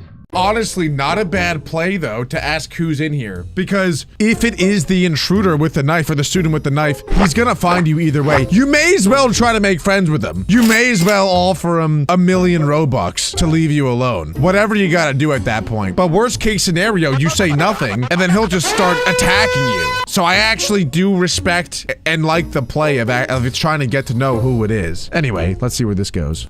That didn't really answer my question, but the guy sounded around my age, and so I decided I'd just let it go. Oh, wait, maybe We that sat in actually is the guy silence with the for what knife. seemed like forever, when finally Oh my we got God. another announcement telling all students to exit the school in an orderly fashion through the front doors, where cops would be waiting outside. I exited the stall, but was surprised to see the guy next to me didn't. I asked him if he was coming, and he replied saying, yeah man, just..." That might be him. That might be him. Maybe, oh my God, maybe like he actually stabbed somebody and then got scared and ran away and ran into a stall. Maybe he like stabbed somebody and regretted what he did. So now he's kind of just hiding on his own in the stall. As I was walking, my phone went off. My friend had texted me. He said that apparently a kid who was maybe a couple years older than us tried to rob a nearby gas station at knife point. The guy actually stabbed a couple people, and when he was unsuccessful in getting any money, he ran to hide in our school to blend in as one of the students. But what horrified me the most was the last sentence. My friend said that the cops outside were saying that the kid was still inside, and that he was hiding somewhere in the back of the school. It's him, oh my Reading God. this changed my walk to the front doors into a full-on sprint. Right as I got outside, I would frantically inform one of the police officers of what I had experienced. And after they searched the bathroom, they found it was empty, but that the window inside was broken. The kid had broken and escaped through the window.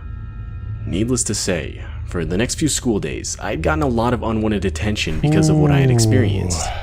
As far as I know, the kid still hasn't been caught, and it's still just difficult for me to come to terms with the fact that I was unknowingly hiding in a stall right next to the guy I was trying to hide from. That is really, really creepy. It sounds like, though, that he was never actually in danger because the kid was just running from something that he did outside of the school. And he was trying to, you know, just be safe. He wasn't intruding in the school with a knife to do any harm to anybody. He was kind of just trying to run away from what he did outside the school. So the situation could have been like a million times worse. But that is still a horrifying story. He literally spoke to the killer. That's really creepy. Story number 2. I somewhat recently got my first real job as a teacher.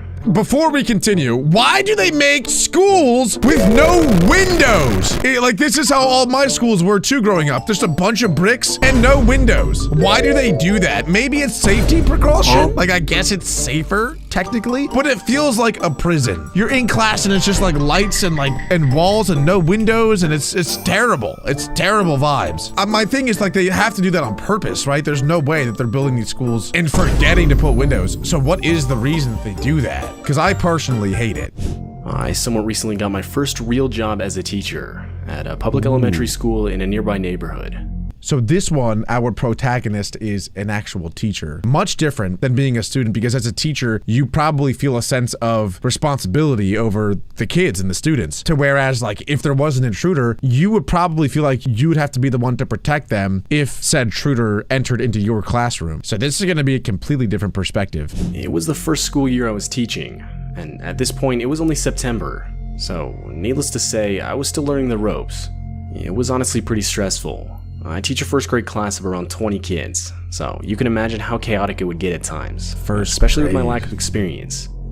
I remember one day, I was in the middle of assigning the kids a worksheet for spelling simple words, when the principal's voice came over the school's loudspeaker and ordered a lockdown.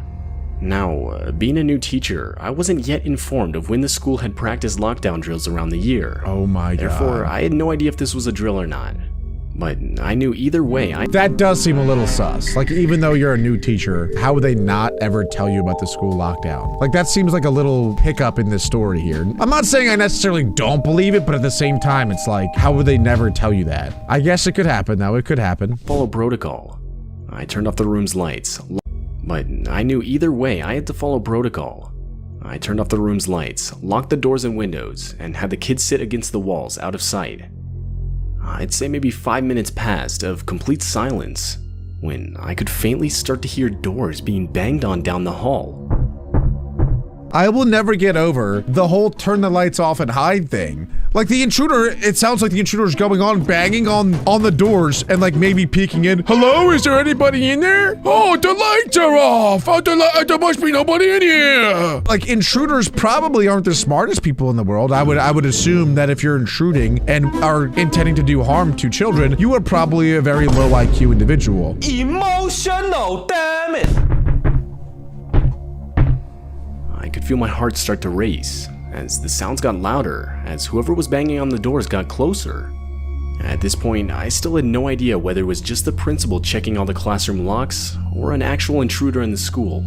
But my thoughts were interrupted by one of my students bursting out crying. I'm sorry to keep pausing it. I'm sure like a lot of you guys are like, bro, I just watched the video. And I get it. I'm sorry. Hand up. I'm apologizing. But I was gonna call that in the beginning because he said like it was one of the details that he was teaching first grade. And the first thing I thought of was, oh my God, if you're a teacher teaching first grade during a lockdown, how old are first graders? Like 7, 8 years old? I don't know. They're young. They might not understand what's going on, and they might not understand that they have to be quiet. And so I could see a situation where the kids aren't taking it seriously and they're screaming and they're yelling, they're playing games. And you're like, dude, shut the front door right now. Like, you're gonna get us killed. Like, it's not funny. It's really not funny. Thoughts were interrupted by one of my students bursting out crying.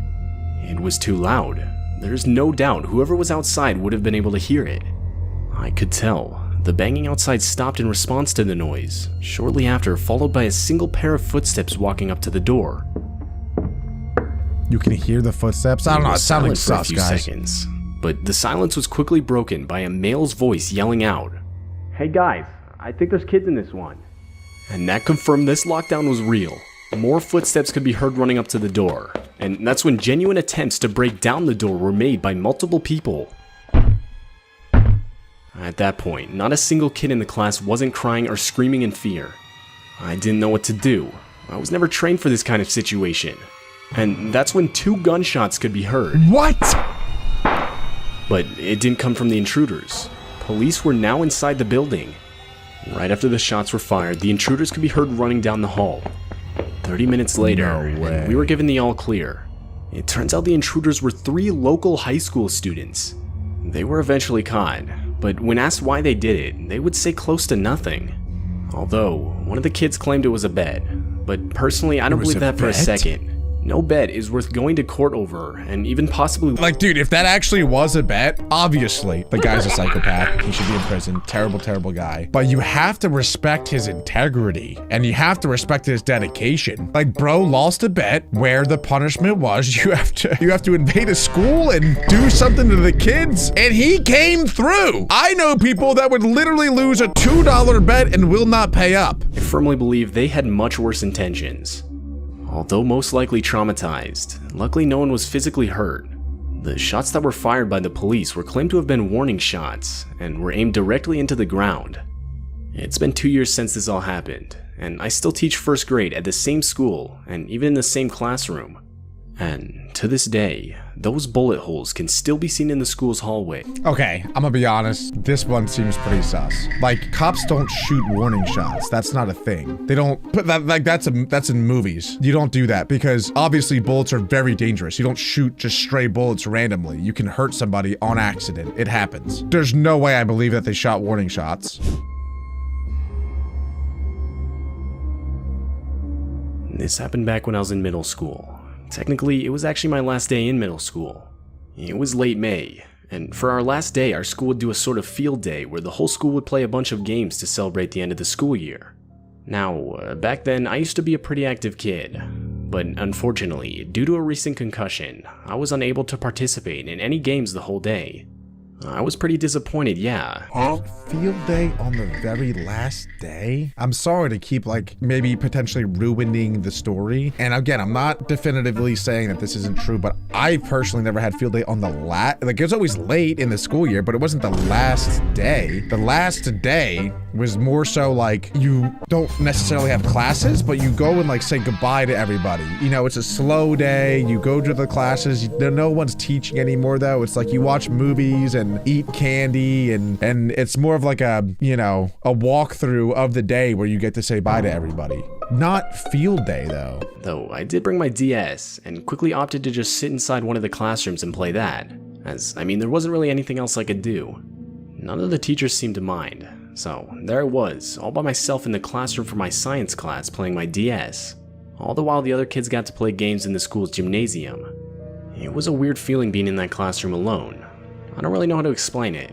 I mean, up until that point, I don't think I'd ever been in a classroom completely alone. Something that needs to be mentioned is that the teachers that weren't watching the kids in the gymnasium were in a room across the hall having meetings. I'd say I was playing on my DS for not even an hour when my English teacher, Miss Allen, rushed up to the classroom's door and closed it from the outside. She didn't say anything to me, so I figured she just wanted to make sure I couldn't hear whatever the teachers were talking about across the hall. Forgetting about it, I went back to playing my DS. A couple minutes later, the classroom's door swung open. I expected to see one of the teachers coming in to check on me, but no, a man I'd never seen before walked into the room and closed the door behind him. What? The guy had to have at least been in his 50s, and so I just assumed it was some kid's dad. It wasn't unusual for parents to come into the school to bring a student their lunch, so I asked if he was looking for someone. He replied with no, in a tone that seemed almost offended that I would even ask that question. Before I could say anything else, the guy started walking towards me. I asked him what he was doing, and that's when he lifted up his shirt, revealing a handgun on his waistband. He followed it up by saying, "Look, kid, I'm gonna need you to come with me, or I'm gonna kill you." How did this guy make it to this point without anybody noticing him? This is so weird, especially because his teacher closed the door, didn't say a word, almost as if like predicting that something like this would even happen. Like that's such a weird coincidence. Maybe the teacher's in on it or something. And he said, "Come with me or I'll kill you." Where is he taking him? Is he gonna kidnap him in the middle of school? There's no way that would work. The guy said it in the most carefree tone I had ever heard. And that, along with the fact that I'd never even seen a gun in person before, instantly overwhelmed me with pure fear. Before I could fully comprehend the danger of the situation I was in, the guy firmly grabbed my wrist and started pulling me towards the classroom door. But before we got into the hallway, the deafening sound of our school's lockdown alarm started going off. This was followed by the guy instantly letting go of my wrist and making a run for it down the hall and through a back exit. I stood there in shock for a second, but ultimately went back inside the classroom. I'm not sure how much time had passed when Miss Allen came back into the room and told me that she didn't want to scare me, but that there had been an intruder inside the building and a lockdown which now was over had taken place. I would tell her about the man, and instantly she brought me to a police officer who was already on the premises to explain what I had experienced. Why would the teacher not bring the student with them? Like, she knew that the student was in the science room, and then where did she run off to? I mean, I guess maybe she ran off to like the principal, or maybe she was the one who like signaled the lockdown event happening. But if she went to like a safe room and didn't bring the kid with her, that is so messed up that she would just leave the kid alone. The man was reported to have been scoping out the school all morning, and when he was seen getting close to the building itself, someone would call the police, which resulted in the lockdown. The guy was later caught and would openly admit that he had been trying to scare kids into getting into his car so he could kidnap them. And this reality still horrifies me to this day. Not a day goes by where I'm not thankful for the school's alarm going off when it did. That guy has a terrible business strategy though. I went to a somewhat typical high school. Not in a traditional American suburb, but a more rural set high school. Some kids go to schools with graduating classes of like 500 to hell, even 1,000 kids. My high school had, I think, a little less than 200 kids in my graduating class. That is how my high school was, except even smaller. I went to an all-boys private high school, and I think there was about 100 to 105 people per class. Everybody kind of knows each other. All the teachers know all the students, and it's a really nice community. And I feel like this is gonna make the story even scarier because of that aspect of how close this community probably is. It was the kind of high school where even if you weren't friends with someone, you still knew them by face and name. Walking down the hallways, you'd know basically 99% of your peers. Yes. At least in your own graduating class. That is true. Coming from a quiet town, there weren't a lot of crazy news stories, really. It was pretty uneventful there. What we did for fun after school was actually go out and play sports and ride our bikes around and stuff like that. This was like 17 years ago though, so I guess things may be a lot different these days for kids. Another thing I always felt that was unique about our school was that there didn't really seem to be any bullying for the most part. Like, at least not the typical cliche movie style bullying where kids are getting pushed into lockers or having their lunch money stolen. When I think back now, I can't really name a single kid from my graduating class who could be labeled as a bully. To be honest, this is literally exactly how my high school was, other than I only had boys in my high school. And this was in a rural setting. I went to a suburb school. But so like this was set 17 years ago in a rural area, which pretty much means farmland. Who is the one that's gonna break in? Is it gonna be like Lucky Luke, some cowboy that just breaks in on his horseback and lassos the kids and kidnaps them? Where is this going? Sure, there were kids who just tease others, but nothing too serious. Of course, there were quiet kids in our grade, like every school has. But there was one kid in my grade who literally never spoke at all. I'm gonna just name him Luke for this story. He wasn't even a weird-looking kid or anything. He seemed pretty nice to people who went out of their way to interact with him. I shared one class with him, though. It was an elective that had kids from all 4 grades in it. Luke and I were juniors when this happened. This elective was a computer class, and back when this happened, the computer rooms in our high school were still rocking those big, bulky box computers. I had those. Do you guys not have these anymore? Is that how unk status I am? Is this not what your classrooms look like anymore? I can't lie though, I would just play cool math games every single time. I wouldn't even care what the teacher was saying. I would just go on cool math games and play that for 45 minutes and then leave. Also, how crazy is it that he just said like his friend in this scenario, his name is Luke, and I literally just said, is Lucky Luke the one who like lassos kids from the belly button up and drags them out of the school and kidnaps them? I remember the layout of this classroom. There was the aisle in the middle separating 2 columns of tables, and the 2 columns had 4 rows each. Each row had 4 seats, and each student had their own computer.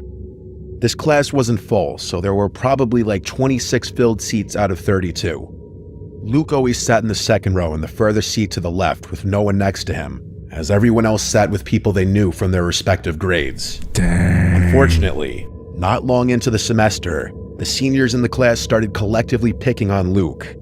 By this, I mean some of the seniors would make jokes about how quiet Luke was, that it was scary when the teacher would ask certain things. Wait, I thought he said he went to like a nice high school and nobody bullied anybody though. He said like there was some light bullying. This doesn't sound cool though. Nobody's sitting next to Luke and everybody's making fun of him. Like it's one thing not to sit next to somebody because they're weird. I'll be honest, I understand that. But then to also make fun of him is crazy. Like you don't make fun of the weird kid. You make fun of your friends because like you're friends. That's what you do. But you don't like, if someone is different, you don't make fun of them. You know what I'm saying? That's messed up. For whatever reason, our teacher never stood up for Luke and told them to cut it out. The teacher was a bit of a pushover from what I remember. Maybe that was why. As the semester went on, it got a little worse. I remember at one point seeing a small piece of paper fly from the back row from the seniors right to the back of Luke's head. I remember he turned around and had this very telling look. The seniors continued to make fun, one of them saying, "Wasn't me," and blaming one of the other seniors. The look on Luke's face just looked like a mix of sadness, anger, and just defeatedness. I genuinely felt bad, but I didn't get involved. So sad. That does actually low-key happen though, where like people actually get bullied. It's so sad. It is like hard to stick up for them, I'll be honest. Cause like if you stick up for them, then the whole class might start making fun of you too. So it's like, okay, do I do the right and righteous thing and stick up for this guy who's getting bullied, who I'm not even friends with, by the way? I just feel bad for him. And then like that might hurt me in the long run. Or like, do I just say nothing and continue and like just feel bad for this guy forever? You know what I'm saying? Like people always say, oh, you should always stick up for like the people who are getting bullied. And maybe that's the right thing to do, but they make it seem so easy. It's not as easy as it sounds. One day I saw Luke sitting on a curb not far from the high school after school ended one day. I passed by him as I was walking to my car. I have an early birthday, so I was driving around halfway through junior year. Given we were in a quiet area, no one was exactly walking distance from school. So I did the right thing and said, "What's up?" and asked if he needed a ride home. His face. See, that is nice. That's a very nice thing to do, especially for somebody who doesn't have a ride, who's getting bullied, whatever. I'm hoping Luke says yes and they take a ride home and they become friends. Let's see. Face literally lit up a bit as he said yes. Yep. We walked to my car, and from there on, he guided me to his house. It was about a 10-minute drive to his house. We talked a lot during that car ride. I told him he should just ignore the seniors in our computer class. I said they're a bunch of deadbeats anyway. He said they're not the only ones that he's sick of. He implied that he deals with people picking on him in multiple classes, which honestly made me feel pretty terrible for him. In those 10 minutes, I felt like I learned a lot about Luke and got to know him as a person just a bit, and he seemed like a decent kid. As I dropped him off, I made a comment to him about how close we lived, and then we said goodbye. At the end of the day, people need to realize that everyone's human and everyone has their own story. You don't know what other people are going through. And it's sad. Like, I wouldn't be surprised if at home, like, Luke's parents are not normal parents, we'll say. We might find out a little bit more about that now. Every day in class after that, we'd say hey to each other. But admittedly, I unfortunately never got involved whenever he got picked on. Well, one day, Luke didn't show up to class. Oh my God. Computer class was 4th period. It wasn't until 7th period English that— Oh my God, wait a minute. I think I might know what's about to happen. My guess, Luke is about to come in with a pew-pew, okay? And he's gonna bang up everybody except for the guy telling the story because they're friends. I don't even know if I want to keep going. This is actually sad. Announcement came over the loudspeaker saying, "Lockdown, this is not a drill." I remember everyone looking around nervously, and I remember our teacher looking the most nervous. Nah. She ran to turn off the lights and told everyone to hurry to one corner of the room. Seeing how nervous our teacher was only made all the students even more nervous. We sat with the lights off for a long time. It had to be 20 to 30 minutes until there was another message on the loudspeaker. It was the principal, explaining that there was someone in a mask carrying a black duffel bag trying to get into the school. Our school had really good security, and when someone spotted that person approaching the school with what could only be assumed to be guns or any kind of weapons in that duffel bag, the doors were all locked. The school day was cut short after that once a few police cars were on the scene. Oh, so they're good. I remember it being a Friday, so I took a few of my friends home to my house so we could hang out. I'd be lying if I said I remember the small details thereafter of that day, but I think it was that same night that I woke up in the middle of the night to light tapping at my window. And I could see someone on the other side of the glass. Is that Luke? Wait, did Luke get away? Do not answer that. Are you out of your mind? What if this guy's, like he said he brought his friends home from school, so it's maybe him and 2 or 3 of his friends? What if Luke is coming to them? I started freaking out, and before running to get my dad, I took a closer look and then said, "Who is it?" I heard Luke's voice as he said his name. On his window. I felt like my heart dropped a second time. I went over to the window and lifted it just a crack. I said, "What are you doing? How did you find me?" And he said through the window, "I tried to do something bad." And it instantly clicked. I mean it. It instantly clicked in my head that it was him. Before he could even tell me, I said, "Was it you who caused the lockdown?" And he said yes. I was scared to ask him what he was planning on doing. Instead, I asked him how he found me. He admitted to remembering the deli that I said I lived by, and he eventually found my car after biking around the area. That explanation didn't make it any less disturbing. Luke asked me if he could come in and talk about what he planned on doing, and I said no, I cannot let him in, nor can I hear what he planned on doing. Is that the right thing to do, though? Think about it, bro. This guy is literally a killer, or wanting to be, and you just denied a request from him. What do you think that's going to do? That's gonna make him mad, and you now! I actually recommended he go to the school and confess to whatever he was going to do, and when he refused to walk away from my window, I said "Dad" really loudly, which worked in scaring him off. I went to my parents' room and woke them up to tell them. My mom was the one who insisted on calling the police. She was distraught. When a police officer eventually came, I had no choice but to tell the truth. I gave Luke's identity, and I explained that he had just come to my window, admitting to potentially almost doing something horrible at the school. Why would Luke go and do that, though? Like, why would he go and admit to that? He must just feel extremely guilty for it. Like, he probably knows it was wrong to do and he needed to vent. Like, he needed to ask somebody for help or guidance or whatever. And that's what got Luke got. I actually can't believe he didn't get caught when it happened initially, because apparently the police went to the school and still didn't catch him. That's crazy. Obviously, the police were already aware of the lockdown, so I believe police were sent to his house that night, but after speaking with Luke's parents, they realized Luke wasn't there.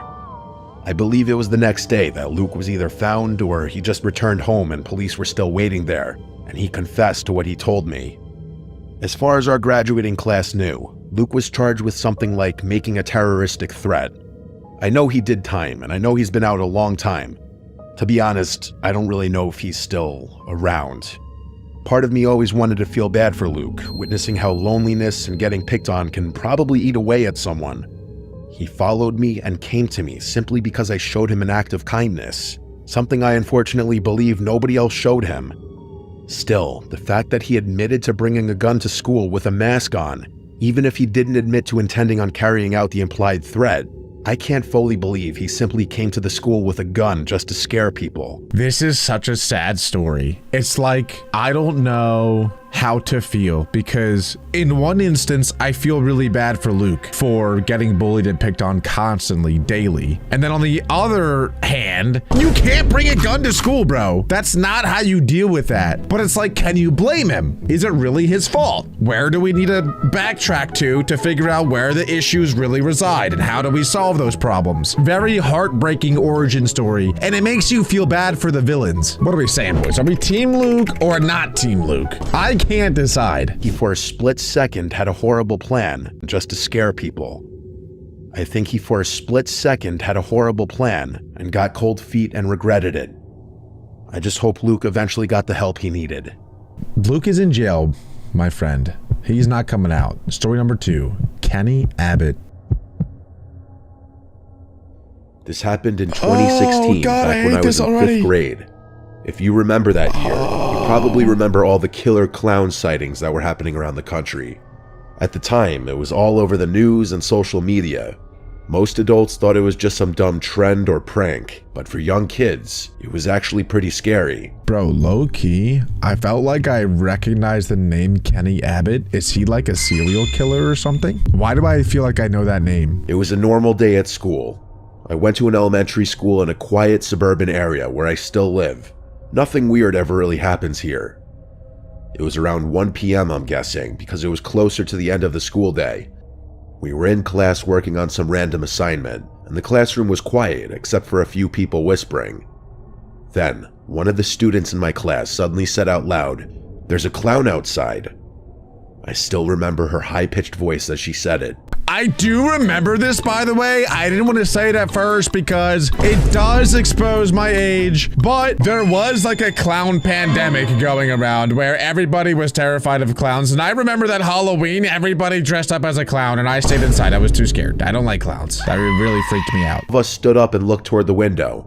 And yeah, there really was a clown outside. Oh my God! He was standing just a few feet away from the window, facing our classroom directly. He was wearing a baggy, dirty red and yellow clown suit and had white face paint with black around the eyes. He was smiling and staring in at us with this big fake grin. After a few seconds, he started waving slowly. Some of the kids thought it was funny and laughed. Others were clearly freaked out. Our teacher, Mrs. Riker, walked over to the window, looked at the guy for a second, and then said through the glass, loud and annoyed, "Excuse me, classes are in session. You need to get out of here." That's what she said. Are you serious? Excuse me, Killer Clown. Actually, you must come back at another time because classes are in session. But class is dismissed at 2:30 if you'd like to return. What? Call the police. What are you talking about? First of all, if there's a clown on the premises, even without this killer clown thing going on at the time, call the police. In this scenario, when there are killer clowns on the loose and there's one on your premises, call the military. Call the Navy SEALs. Don't allow this guy to be on your what are we even talking about? Didn't react at all. He just kept in session. You need to get out of here. The clown didn't react at all. He just kept standing there, smiling and waving. Mrs. Riker told us all to sit back down and said she was calling the front office. She picked up the corded classroom phone and then walked into the hallway with it and spoke quietly. She left! The phones in the classrooms were always next to the door, so that's how she was able to walk outside the room with it. She came back in moments later and then hung up. She walked over to the window and shut all the blinds after she saw that the man in the clown costume was still there, doing the same creepy waving motion, smiling, and general clownish mannerisms. Oh, I'm getting the chills. Not even 2 minutes later, the principal's voice came over the loudspeaker. "Staff, please get your classrooms into lockdown formation." There was a sense of urgency in the voice that, looking back, was probably to alert the teachers that it wasn't a drill without causing all the kids to go into a panic. That's when it got serious. Mrs. Riker rushed to turn off the lights and told us all to get under our desks. She pulled the door shut and locked it. Everyone was quiet. Some kids were giggling, but others looked scared. I was definitely scared. We stayed like that for what felt like forever, but it was actually about 30 minutes. What I still don't understand about school lockdowns is why do we turn the lights off? All that does is scare everybody even more. But obviously, the intruder knows that you're in there. There's not even a point to hide. There's a point to go to the corner of the room. That's the safest, technically. But to hide? You think the clown is gonna walk into the school and be like, oh, where is everybody? I guess I'll go home. I guess I'll leave. There's nobody here. That's the stupidest thing possible. Forever, but it was actually about 30 minutes. Nobody knew what was happening, but eventually, the principal came back on the loudspeaker and said the lockdown was over and that the situation had been handled.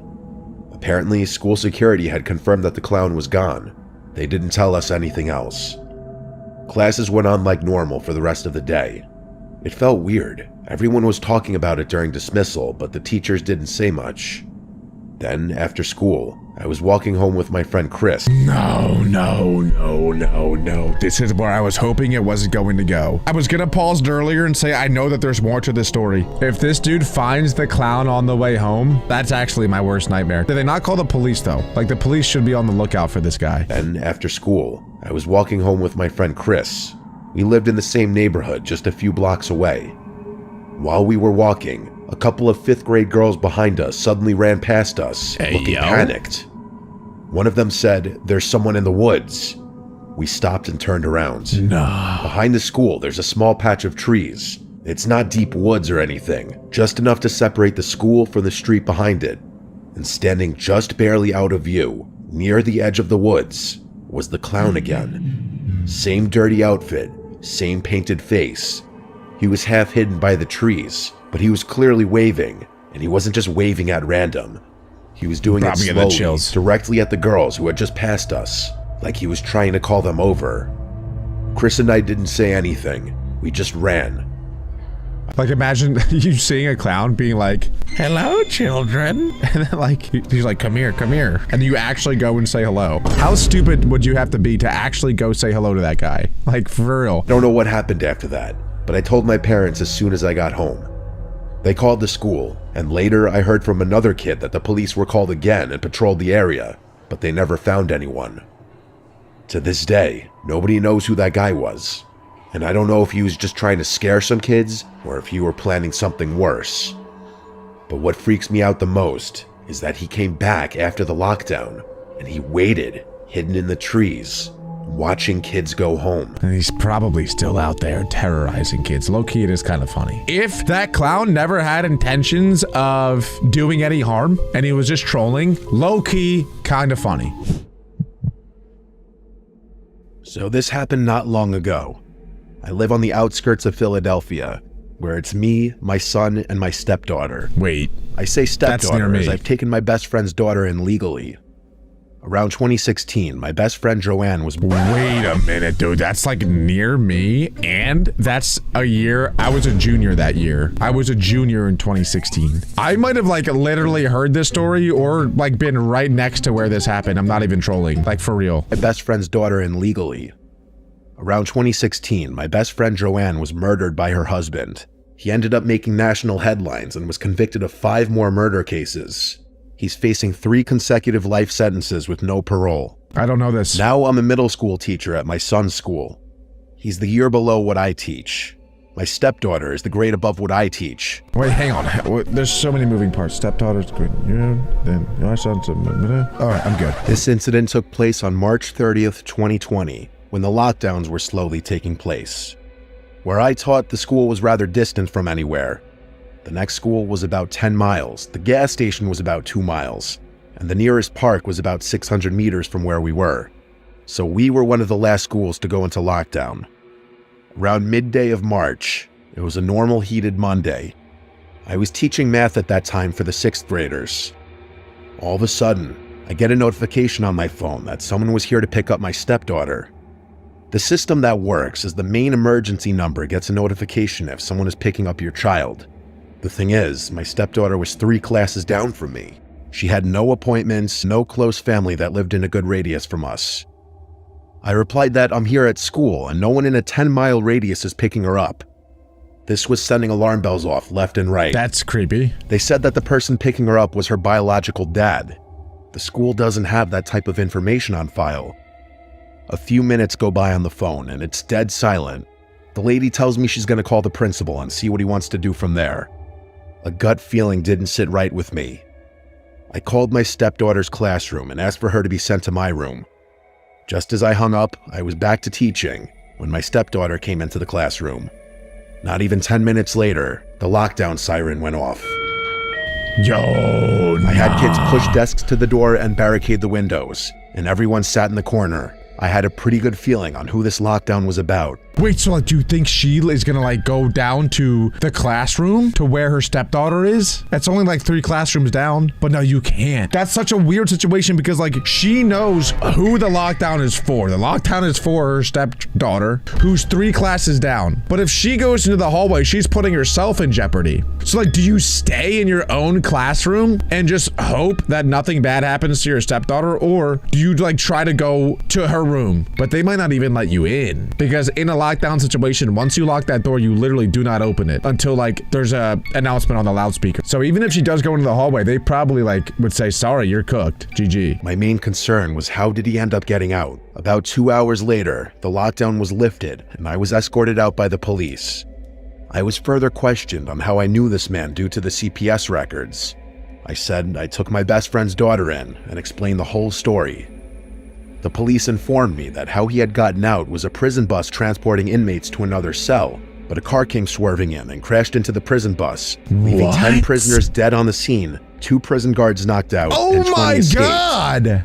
There were police already. So bro escaped from like the prison bus and decided to go to his daughter's school to try to essentially kidnap her out of school. That's the first thing he does. You at least gotta like run away first, stay on the down low, and then try to get your daughter not out of school. There's no way they would do that. It's already at our house. 2 prison guards knocked out and 20 escaped. 20 There were escaped. police already at our house waiting for the dad to show up, but he never did. So he When left. they heard the Oh my lockdown at the God. school, they knew it was one of the prisoners. If they had never gotten there on time, I honestly have no idea what would have happened. Okay, so they actually got him. They rearrested him. So bro literally escaped prison, went to a school to get his daughter, and then got locked up right once again. Instantly locked up. It's like in Fortnite, if you get killed and your teammate goes to the reboot van, reboots you, you get knocked again as you're floating down on your glider. That's what that's like. Anyway, moving on to story number 4 by Joe. This happened during my freshman year of high school. Is this what your guys' schools look like, by the way? Because this is very standard high school for me. Actually, the one I went to was more like a castle, but generally, this is what like every high school looks like for me. Is this normal? 21 now, and I still think about it all the time. I went to a public school in a pretty average suburban town. We did lockdown drills maybe once every couple months, so when this one started, that's exactly what I thought it was. Just a drill. It was a Wednesday, 4th period.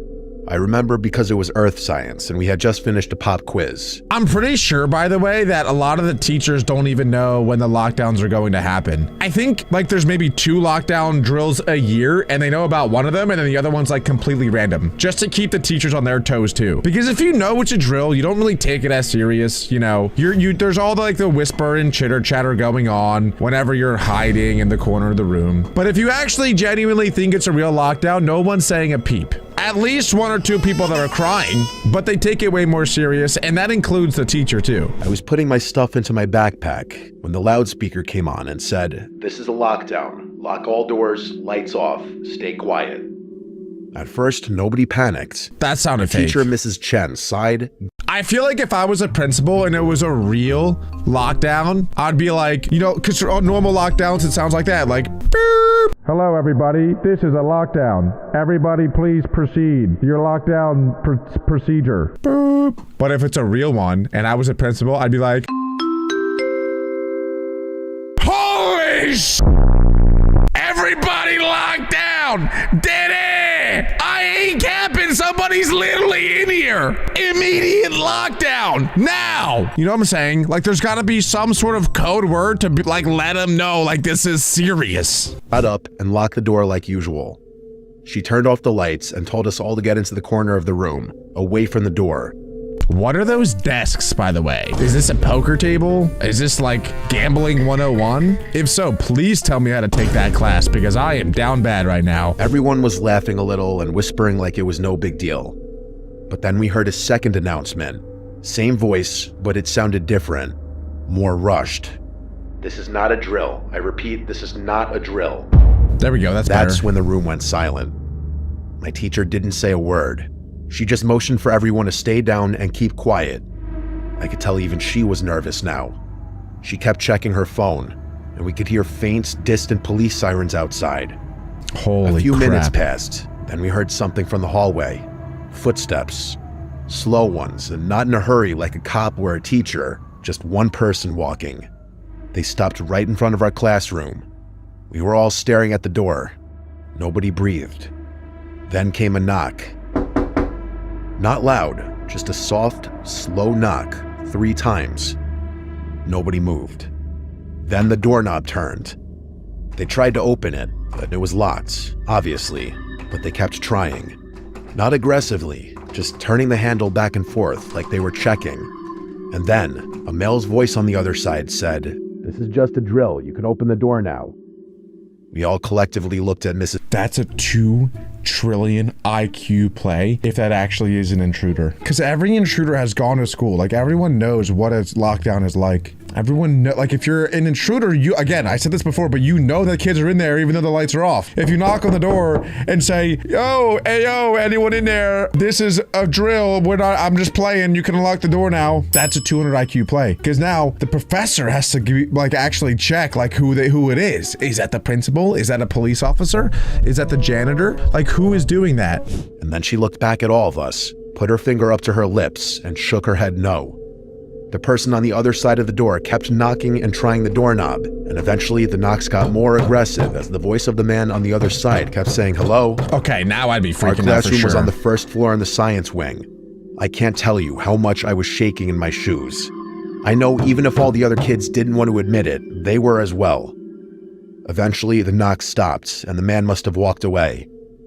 We heard nothing after. You know what's weird about these situations is I don't know if everyone feels this way. I think it's normally more so boys than girls, but anytime there was a lockdown, I would always like think of scenarios where I would be able to beat up the intruder. Like I would like see a chair, for example, and in my head, I would think like, okay, worst case scenario, the intruder breaks in. What do? I'm gonna grab that chair and slam him on the head with it. That was my plan. And I always like had that, like those thoughts of like what to do if that were to happen. Also, like, there's no way the intruder's gonna get all of us, so let's all attack him at the same time. Some of us are gonna go down. That's just, it is what it is. But if we all attack him at the same time, we will win the war. We'll lose the battle, but win the war. For a solid 5 minutes, total silence, apart from the police sirens outside getting louder. It felt like forever. Then, someone down the hall screamed. It was a girl. Just one scream and then nothing. Oh my God. A couple of people in my class started crying quietly. Honestly, it was the girls. Wait, but Someone there was whispered no that they pop. saw a shadow move past the little glass window on the classroom door on several occasions. Each time anyone spoke, even quietly, Mrs. Chen gave a stern but quiet shh. Another 5 or 10 minutes passed. Then, finally, we heard the sound of police officers shouting from down the hallway, telling everyone to stay in place. They were going room to room, and when they finally knocked on our door and unlocked it with a key, Mrs. Chen didn't even move until they showed their badges. We were all escorted out in a line, past other classes doing the same thing. There were cop cars everywhere outside, even a SWAT van. I didn't see anything too crazy, but I did see one officer leading a guy in cuffs out of the building. He looked about 30. That's pretty crazy. Not a student, pale, long hair, wearing dark clothes.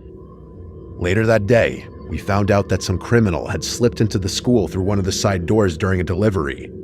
That side door was right by the end of the science wing. Apparently, he was mentally unstable and had something in his backpack, but I don't know if it was a weapon or not. They didn't tell us much. They just said nobody was hurt and everything was under control. But I swear, I'll never forget that knock at the door. The way he turned the handle, the scream down the hall. It didn't feel like everything was under control at all. If nobody got hurt, who's screaming? What are we screaming for? If everything was under control, what are we, like, who's doing the screaming?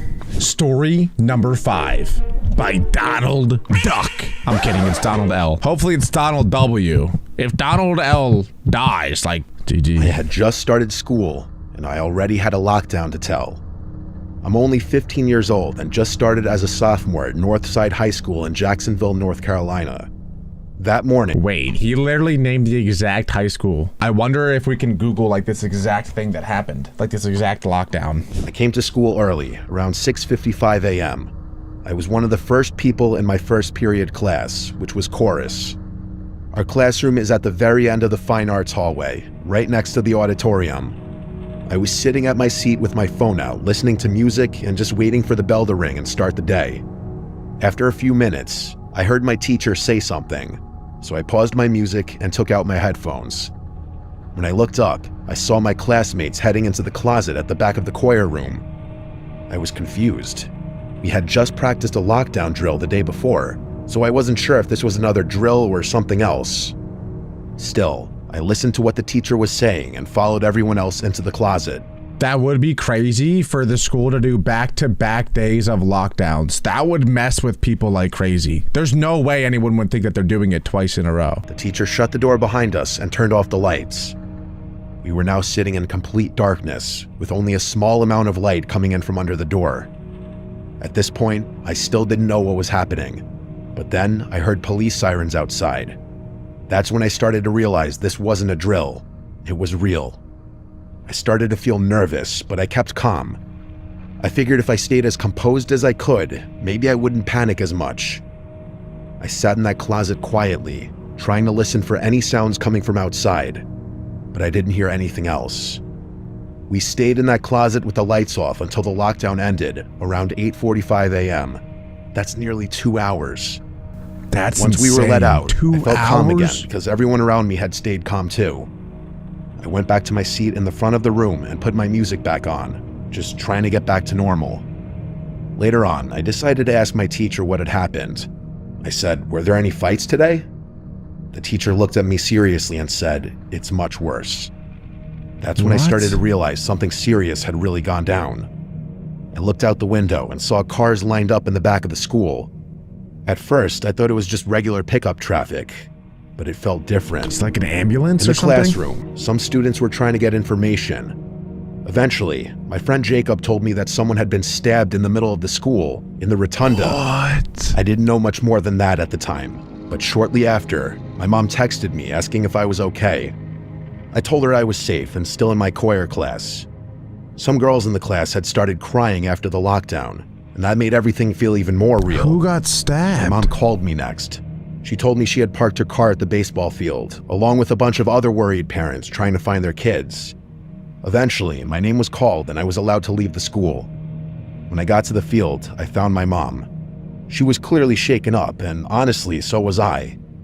She drove me to the daycare where she worked, and once we got there, both of us went into a quiet room where we cried together. Her co-workers came in to try and Wait, did they comfort us, die? and I had to go outside to calm down even more. I put my headphones back in and listened to 3 Days Grace just to get my head right again. Later on, we found out exactly what happened. 2 students had been taken to the hospital. One of them died. Nah, A teacher had bro. also been slashed by the attacker. In total, 3 people had been hurt that day. I started searching for more information and found the press conference about the incident already posted online. After watching it, my mom took me to Arby's to get something to eat. I hadn't eaten all day. We got our food, then we went to pick up my younger brother from his middle school. It's a weird He note. told us he had noticed a lot of cops at the school, but didn't know what had happened. When we got home, I kept searching online for updates. That's when I saw that a 16-year-old had already been charged with voluntary manslaughter, assault with a deadly weapon, and a list of other serious charges. 2 more students, one 15 and one 16, were also charged with assault and disorderly conduct. What made it even more disturbing was that multiple someone of had them. recorded the stabbing and posted the video on Snapchat. Oh my god! I didn't watch the video myself, but my mom told me about it. She said in the video, the person recording was running, so the phone was pointed at the ground, but you could clearly hear the screams of kids as the stabbing happened. Oh my god, that's so awful. My mom thinks the whole thing might have been gang-related, and after I heard that, I was scared. Scared that someone might come back to retaliate. Another attack. More violence. That is so scary. Like, to have to go back to school. I wonder if they just like shut down school for a couple of days, because there's no way any kid would want to go back to school after that happened. They need to add like metal detectors to every school so that you can't go in with a knife. That's crazy. That is awful. But anyway, if you guys want me to react to even more of these extremely disturbing lockdown stories, let me know by leaving a like, hitting that subscribe button, and clicking on this video right here.